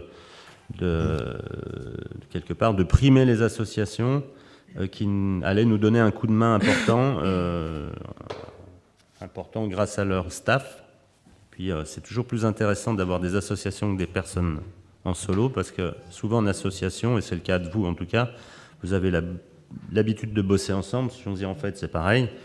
Donc c'est tellement plus simple pour nous tous d'avoir des équipes solides. Et c'était une des traditions de musique en stock à Cluses pendant des années, c'est de s'appuyer sur les associations et quelque part de les rémunérer, puisqu'il faut voir aussi le côté social de l'événement. Et ça, pour le coup, c'est relativement intéressant de faire profiter nos associations, mais pas que. Il y a des associations qui ne sont pas forcément des associations chongorottes, mais qu'importe.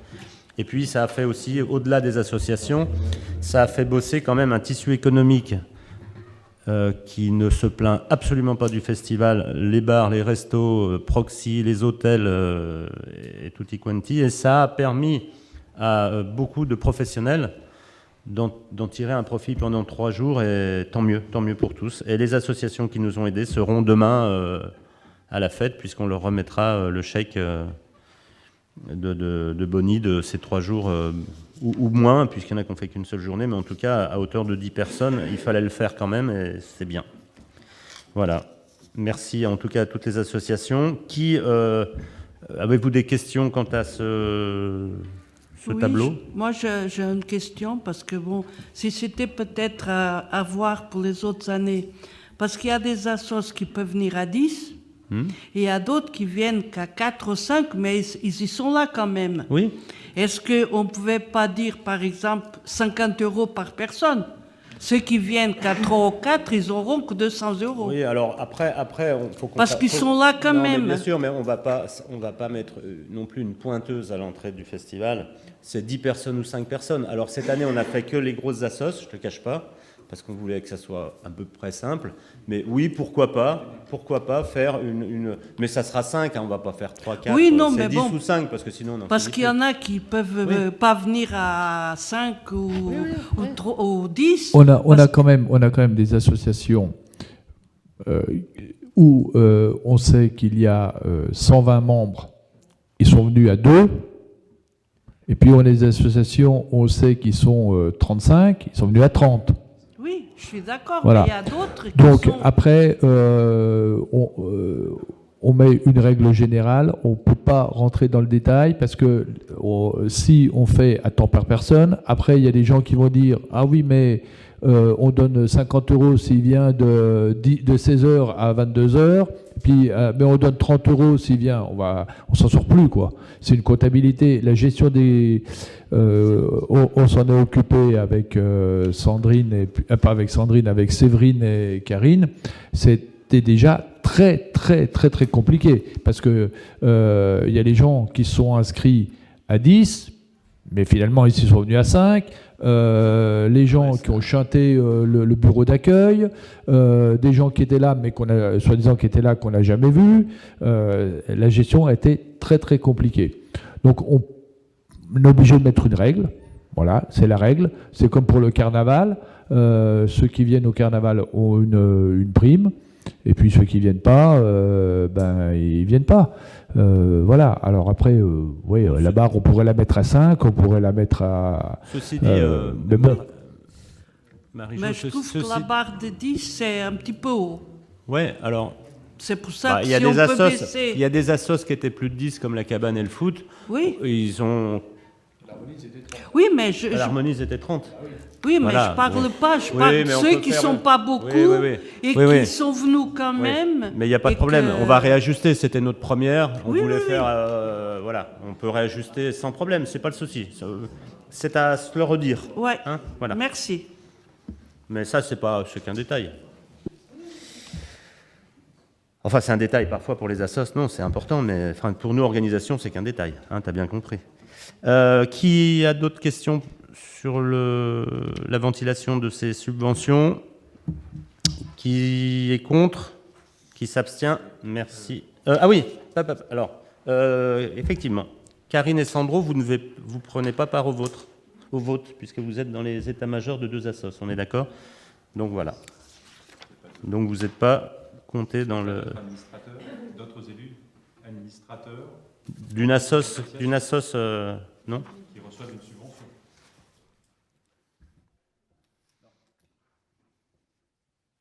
Délib numéro 23, acquisition de 2 fonds de commerce, avenue de la Libération et avenue du Crozet.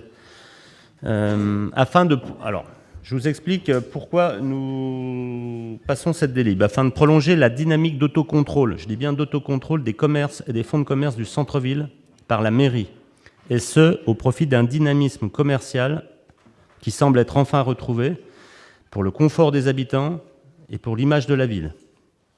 Certaines opérations sont suivies de près par la mairie. Nous avons eu d'abord une première acquisition d'un fonds de commerce avec le kebab de Thibault, avenue du Mont-Blanc, acquis cette fois-ci par préemption, et remis en service à un restaurateur proposant des prestations qualitatives. Nous souhaitons donc, dans la continuité, nous porter acquéreurs des fonds de commerce de la boulangerie Grand, afin de le remettre à disposition de commerçants fiables, solides financièrement et dont les projets seront en adéquation avec les besoins des habitants et nos envies à nous élus.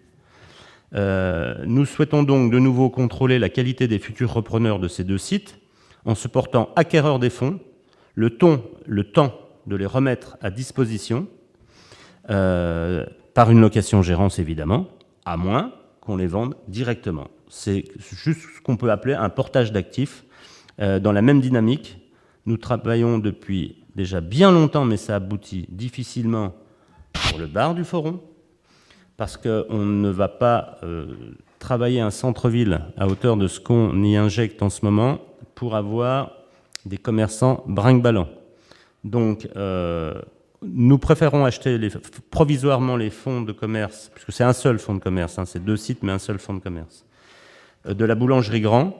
On a déjà des pistes, 2 pour le Crozet, 1 pour avenue de la Libération, mais au moins l'avantage, on maîtrise les gens qu'on met dedans. Voilà. Et on achète ça, évidemment, pas au prix que ça coûte. Évidemment que ça coûte grand s'ils vendent ces fonds de commerce, ça coûte pas 115 000 €, mais on veut maîtriser la distribution commerciale au centre-ville, d'autant que maintenant on a une union des commerçants pilotée par Abdella qui semble se mettre en place correctement. Donc, on est attrayant. On sait que tous les commerçants du centre-ville font leurs affaires. Et avec les projets qui arrivent de construction, on peut espérer qu'il y ait de plus en plus de consommateurs qui viennent alimenter notre fonds de commerçants centre-ville, et même d'ailleurs périphérique. Mais en tout cas, le centre-ville, on a un œil dessus. C'est pour ça qu'on ne déconne pas avec les rachats de fonds, les rachats de murs, les rachats de commerce en général. On est également en train de se poser la question jusqu'à quel point, au Creuset, on n'achèterait pas, et on est en discussion, on va le voir avec Guilhem, puisqu'on va visiter ça dans 15 jours, carrément les murs, pour pouvoir maîtriser encore mieux, parce qu'il faut savoir que quand on remet en location-gérance un fonds de commerce, on a 3 ans pour le vendre. Mais après, la personne qui nous l'achète, même si elle nous convient, peut le vendre à quelqu'un qui nous convient beaucoup moins.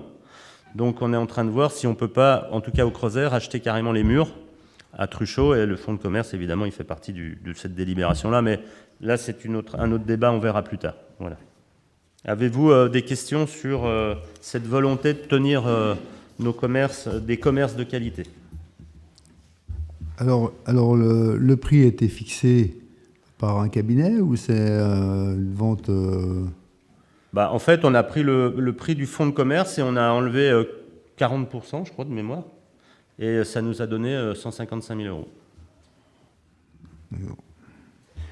Et pour les deux, hein. Pour les deux. D'accord.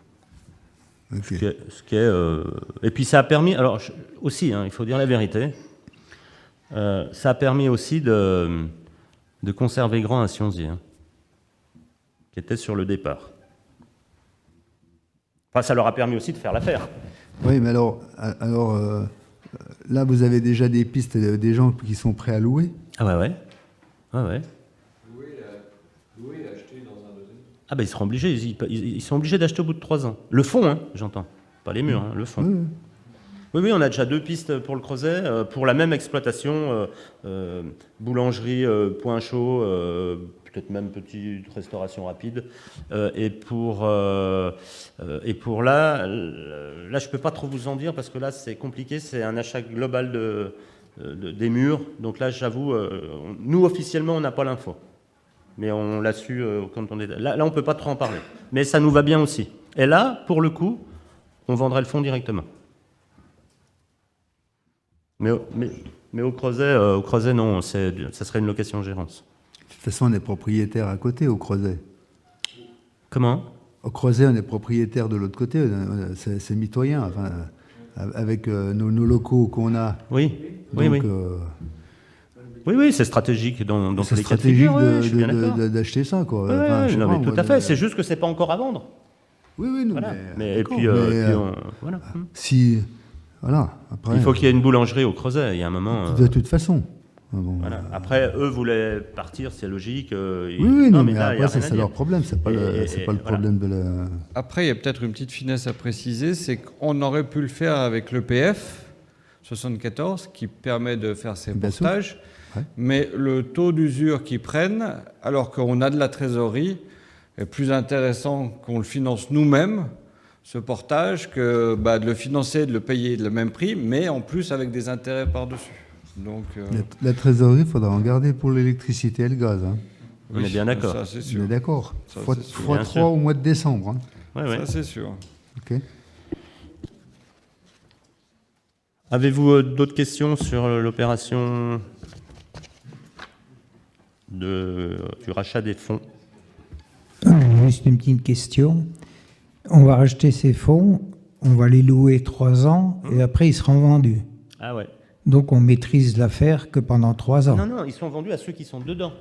Oui. Si le gars peut pas acheter, j'ai bien compris. On en remet un autre qu'on maîtrisera. Ah. Ah oui. Mais une fois qu'il sera vendu. Ah ben. Si l'autorisation de préemption des commerces, des fonds de commerce à Sionzy. D'accord. Donc on est protégé. Voilà. D'accord, je comprends. Oui, parce que mon souci c'était de louer 3 ans et puis après de se retrouver avec des gens qu'on ne veut pas dedans. Ça passe comme une préemption d'un bâtiment, le fonds de commerce passe obligatoirement chez nous. Et juste pour vous répondre, M. Magana, le délai de 3 ans, en fait, il est effectif quand on préempte un fonds de commerce. Quand on achète de gré à gré, on n'est pas contraint au délai de 3 ans. Donc on peut maîtriser à qui on vend et de quelle manière. On passe au vote. Qui est contre cette opération de maîtrise du commerce de centre-ville et de périphérie? Qui s'abstient? Merci à tous. Délibération numéro 24, et d'ailleurs la dernière, je crois bien. Karine, politique événementielle, occupation du domaine public, type manège. C'est une délibération qui vous est proposée pour l'installation éventuelle de manèges type carrousel, auto-tamponneuse et structures gonflables. Cette délib va surtout nous servir dans un premier temps pour le marché de Noël de cette année, car on va avoir quelque chose qui va s'installer et c'était pas question qu'on lui offre le beurre et l'argent du beurre. Voilà. Donc évidemment, on ne doit pas savoir ce que c'est, on est bien d'accord. On est bien d'accord que pour le moment, c'est une surprise. Okay. Et pourquoi pas, plus tard, organiser une fête foraine à Sionzier. Okay. Voilà. Bon, on a la place, on l'a vu. On est dans les tarifs qui se pratiquent dans les autres communes? Tout à fait. Je suis même allée jusqu'à Lyon pour prendre les tarifs. Bon. Sur cette bonne parole, qui est contre?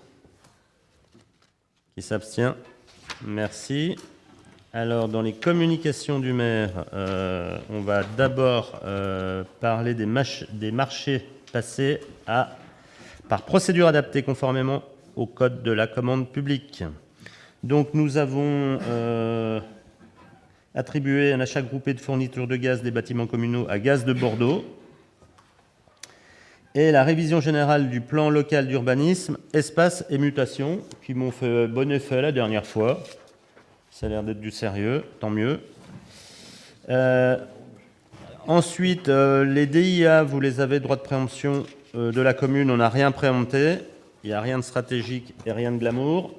Donc ça, on passe un tour. Ensuite, on va vous parler de la convention de mise à disposition du personnel du service des eaux de la commune de Sionzier. Alors vous avez, j'imagine, pris note de tout ce qui avait été formulé dans les articles. Pour faire simple, vous savez qu'on a signé une convention d'entente sur l'eau avec notre commune et celle du reposoir. Donc nos services des eaux, par cette convention portée à votre connaissance, met à disposition d'exercer les fonctions en relation avec la gestion du service des eaux, nos équipes, pour gérer l'eau du reposoir, et c'est à hauteur d'un équivalent temps plein, et pour une durée de 3 ans.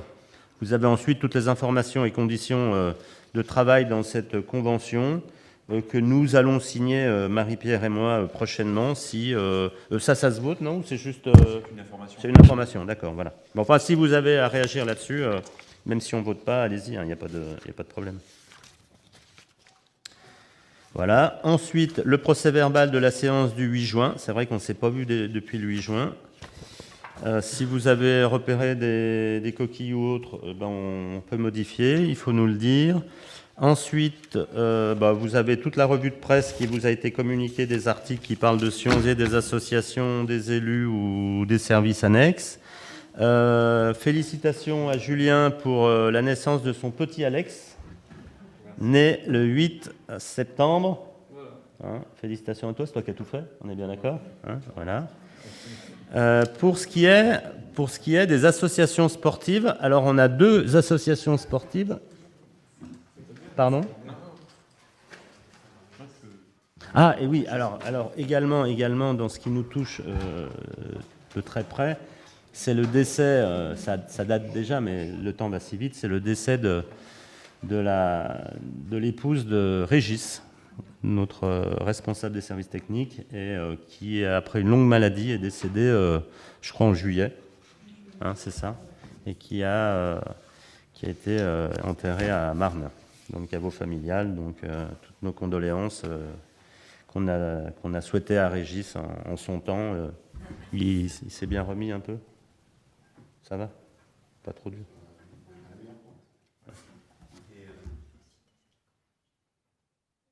Et deux? La grand-mère de Jérémy? Alors également le décès de la grand-mère de Jérémy, que je ne connaissais pas, j'avoue. Voilà. Donc j'en étais. Aux associations sportives, Jean-Marie, si tu veux en dire deux mots, on a deux associations sportives qui déchirent tout en ce moment. On a le Vélo Club Clusionzier avec les jeunes, dont les filles, je crois, ont tout déchiré tout l'été avec des prix, tu vas en parler, et Cyclone. Alors là, Cyclone, c'est carrément la razzia dans un championnat du monde. 16 médailles, je crois. Au plus, 21, 28 médailles. C'est à croire. Voilà. Bah, je te laisse... Oui, je vais commencer par le Vélo Club Clusionzier. Donc, ils ont eu 2 places de championne, surtout au niveau des filles, 2 places de championne régionale, une en cyclo, une sur piste, une médaille d'argent en championnat, de France sur piste pour les juniors, et une médaille de bronze de même sur piste. Il y a une autre, on va dire, une ancienne sociétaire du Vélo Club de Clusionzier, qui est partie maintenant 2 ans du fait que elle arrivait à un niveau que le Vélo Club, c'est pratiquement semi-professionnel ou professionnel. Elle a été double championne du monde sur piste au mois de juillet là. Donc c'est des super bons résultats. Donc le Vélo Club Clusionzier organise le 2 octobre la finale des TDJC. Donc c'est le trophée départemental des jeunes cyclistes. Donc ce sera à Sionzier. C'est au Val d'Arve. Je vous conseille, si vous avez un moment, s'il fait beau temps, j'espère qu'il fera beau, parce que c'est sur la forme d'un cyclo, parce qu'il y a les 2 courses. Il y a la finale des jeunes cyclistes, plus la finale des jeunes vététistes. Et donc, au jour d'aujourd'hui, les jeunes de l'école de cyclisme ont reporté toutes les manches où ils sont présentés en Haute-Savoie. Donc, ils sont premiers actuellement, ils seront forcément premiers à ce moment-là. Donc, le 2 octobre, à la zone du Val d'Arve, c'est tout au fond du Val d'Arve, si vous voyez vers où il y a Arve-Vidange ou autre. Donc si vous avez un moment, n'hésitez pas à y aller le 2 octobre. Et puis donc l'autre association, c'est Cyclone, donc les monocycles. Donc ils se sont rendus au championnat du monde de monocycles. Il y a un nom qui s'appelle Unicon, qui s'est déroulé fin juillet, début août. C'est très rare que ça soit en France. Je crois que c'était la première en France, je pense, par rapport à ce championnat du monde. Donc, ils ont remporté 9 titres de champion du monde, 12 titres de vice-champion du monde et 7 médailles de bronze. Donc, ils ont, comme Stéphane le disait, ils ont fait un peu une razzia, quoi. Donc, je tiens à féliciter ces deux associations. Et d'ailleurs, on parlait du nombre de monocycles, ils ne sont pas tellement nombreux, ils doivent être une quinzaine ou une vingtaine dans leur association. Et un exemple, à Musique en Stock, ils sont venus à 10 bénévoles par soirée. Donc voilà, donc après, les associations, ils ont facilement 10 personnes, même 15 ou 20. Donc on a une association qui a 15-20 personnes, ils sont quand même venus à 10 au moment de Musique en Stock, quoi. Voilà. Bon. C'était tout. Bon, je vais les féliciter. Puis n'hésitez pas, si vous avez un moment, d'aller le 2 octobre au Val d'Arve. Pardon ? Ce sera toute la journée. Je pense que les premières courses, on n'a encore pas, parce que c'est comme c'est la finale, c'est le département qui va fixer les horaires. Mais je pense que la première course va avoir lieu vers 9h30, 10h.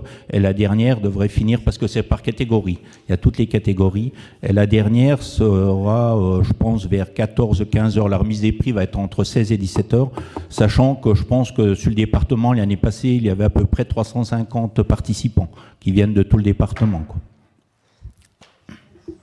Alors après la page sport, la page culture, avec notre spécialiste Gérald Richard, qui va nous parler de l'ouverture de la médiathèque et du film qui est enfin sorti sur les écrans en avant-première, donc certains l'ont vu, sur le décolletage qui a été filmé l'année dernière pendant 3 ou 4 mois ici, qui est superbe. Vous aurez, j'ai prévu d'offrir à chacun et à vos conjoints pour aller voir ce film à partir du 19 octobre, des tickets de cinéma gratuits pour tous les élus, les services, et puis... Ça faudra colliger. Oui, c'est quasi fait. Ah d'accord, ok. Voilà, donc j'espère que vous avez tous fait une petite visite dans les nouveaux locaux de la médiathèque dans l'espace Alpex. On va inaugurer cette médiathèque et ça va se passer tout le mois d'octobre, pardon. Ça va commencer le 30 septembre. Il va y avoir une journée d'animation avec des jeux pour les petits et les grands. Il va y avoir un concert des orchestres de l'école de musique. Il y aura une petite prestation de Ferdinand Despéré qui présentera des instruments de musique. Et puis il y a une veillée contes et légendes de Pays de Savoie à partir de 19h15. Ensuite, tout le mois d'octobre, il va y avoir une exposition de photos d'Alpex. Et d'objets, de tout ce qu'on a retrouvé, des courriers, des documents d'archives, des vieilles photos. Ça va se tenir dans la médiathèque. Donc c'est aux heures d'ouverture de la médiathèque. Ensuite, le 22 octobre, le 22 c'est un samedi, à 16h, ça sera en quelque sorte le vernissage de l'expo photo et je vais essayer de raconter un petit peu l'histoire d'Alpex d'hier à aujourd'hui. On n'a pas énormément de documents, mais je vais faire ça avec monsieur Georges Nicolet, qui est un ancien ouvrier. Donc ça va mêler de l'histoire un peu industrielle avec des témoignages. On va essayer de faire ça. Voilà. Le 26, il y aura une balade comptée qui partira d'Alpex. Voilà. Pour ce qui est tout public, et vous pouvez déjà noter une partie qui ne sera pas publique parce qu'on ne peut pas accueillir tout le monde, mais qui sera sur invitation. Donc vous serez tous invités, qui est l'inauguration officielle, où là on coupera le ruban, qui se passera le 14 octobre. C'est un vendredi, ça se passera, c'est pas encore 18h, 18h30 ou 19h, vous aurez un carton d'invitation en temps et heure. On attend, j'espère, avoir une personnalité de haut rang, soit une personnalité politique nationale, soit un écrivain de renommée internationale pour rehausser, mais j'attends les réponses de la personne qui est chargée de ce contact-là. Au mois d'octobre, j'oublie pas, il y aura, c'est du 10 au 16 octobre, Marinette, les dates sont bonnes, du 10 au 16 octobre, la semaine du goût que l'on fait traditionnellement et qui sera consacrée cette année à la cuisine du futur. Pour les Martiens. Voilà. Non, ça se passera ici, ça, par contre. On fait plus Marinette, le casse-croûte, comme on faisait à une époque en bar. C'était bien, ça. Non, on n'a pas... Non, moi je demanderai au mien. C'était bien, hein? Comment on se déguisait, là? Ouais, mais on pouvait... C'était à cause du Non, Covid. puis je pense au casse-croûte, avec les conditions sanitaires, les 2 dernières... Oui, ça a été compliqué.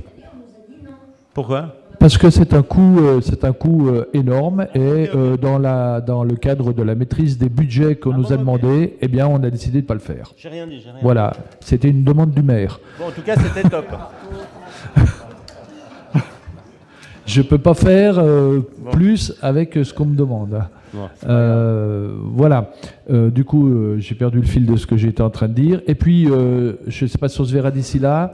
Le week-end du 19 et 20 novembre, on refait le Salon du Polar, comme l'année passée, 2e édition, où on essayera de monter un petit peu en puissance. Et là, par contre, ça se déroulera dans Alpex, avec un certain nombre d'animations. Il y aura une heure de repartie comme l'année passée. Il y aura des conférences, on aura la participation de la cellule technique et scientifique de la gendarmerie d'Annecy qui viendra faire des démonstrations sur les enquêtes scientifiques, etc., etc. Voilà. Et tu peux nous parler du film? Ah, alors le film, il n'y a pas grand-chose à en dire, hein. Moi, j'étais juste spectateur.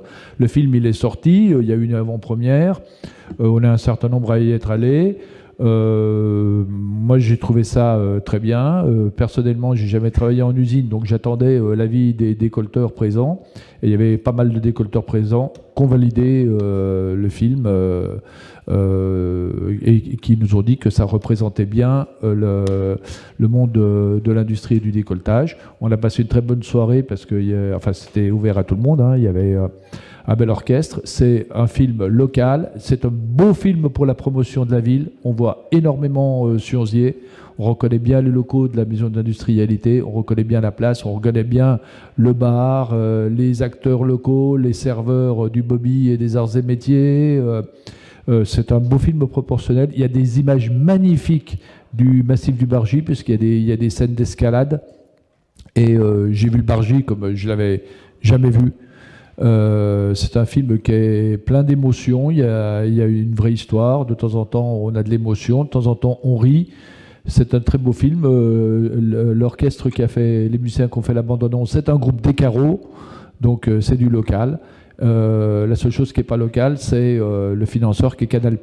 Mais entre autres, mais voilà. Donc il sortira probablement après en DVD au bout de 6 mois. Il sera diffusé sur Canal+, mais il va sortir officiellement le 19 octobre dans les salles de cinéma.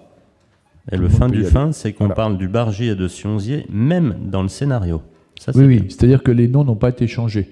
Par exemple, il y a une scène qui se passe dans une pseudo-banque, et ensuite ils vont voir le grand patron de la banque à Lyon, et le grand patron dit « Ah oui, je sais que vous avez vu avec notre agence de Sionzier, ça s'est bien passé. » Et par exemple, les ouvriers, quand ils discutent dans l'usine, ça a été tourné dans l'usine Bontaz, qui est rebaptisée usine Berthier. Ils disent « Ah ben, les gars, ce soir, on se retrouve tous pour aller boire un coup au Bobby Bar, Philippe va nous servir des bières. » Là, ils n'ont pas changé les personnages. Et quand ils sont Bobby Bar, c'est Philippe, tu nous sers 4 bières, et Philippe, le vrai Philippe, arrive avec ses 4 bières, voilà.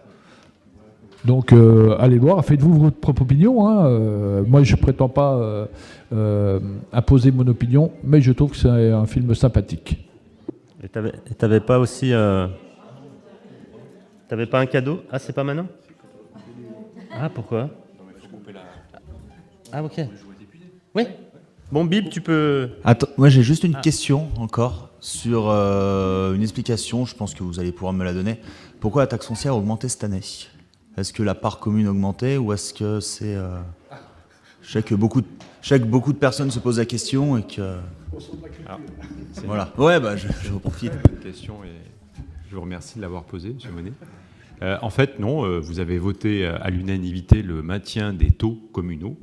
Simplement, avec l'inflation, les règles nationales ont changé. Et les parlementaires, et sur proposition du gouvernement, votent la loi de finances. Et les taxes foncières sont assises sur un indice. Et avec l'inflation, les taux ont pris plus 3,4% partout en France. Donc en fait, c'est une augmentation nationale sur la base des taux, mais la part communale n'a pas changé. Donc c'est lié à une réforme du calcul de la taxe foncière et de son assise, de son assiette. Et effectivement, c'est pris sur un indice avec l'inflation, prise en compte de l'inflation, comme pour le livret A par exemple.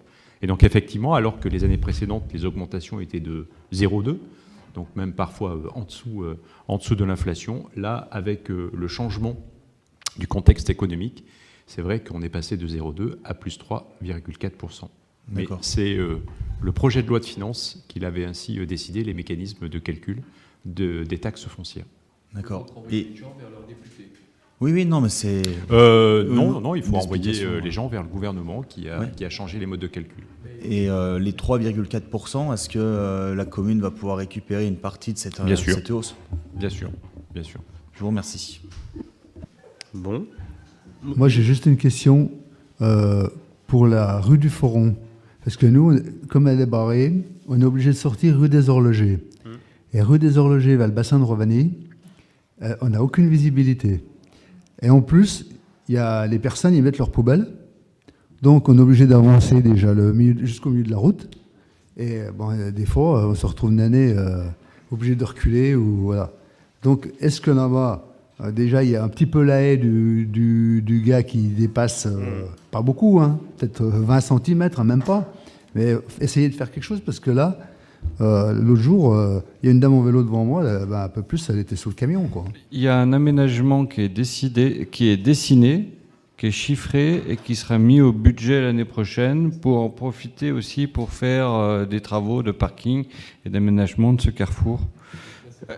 Et sachant que les travaux seront terminés d'ici là, normalement les travaux devraient être dans peu de temps terminés. On ouvre quand la rue du Forum d'ailleurs ?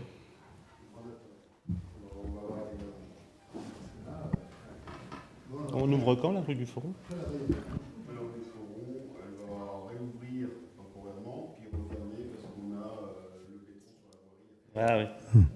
Ah ouais.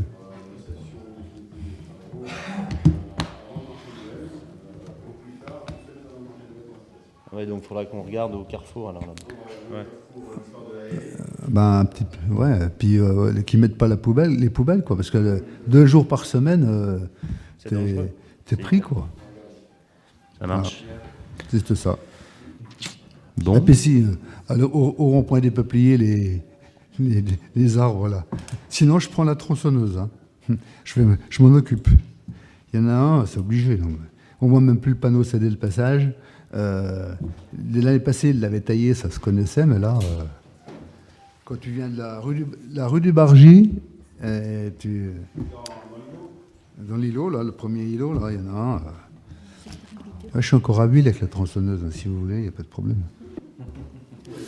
Bon. J'ai juste une petite remarque à faire en face de chez moi. Quand ils ont construit l'immeuble, ils ont enlevé le panneau de limitation de vitesse 50 qui est couché par terre derrière le... Est-ce qu'on pourrait le remettre ? Je me suis adressé à la mairie il y a une quinzaine de jours pour le signaler au secrétariat technique. On m'a dit qu'on allait s'en occuper. Oui, bon, on va le remettre de toute façon. Parce que ça passe vite quand même, à l'avenue du Mont-Blanc. On a le droit de s'en occuper, nous, sur ce barreau ? Ouais, pas de souci, ça marche. Bon, l'ordre du jour étant épuisé, je vous convie là où vous savez pour faire ce que vous savez.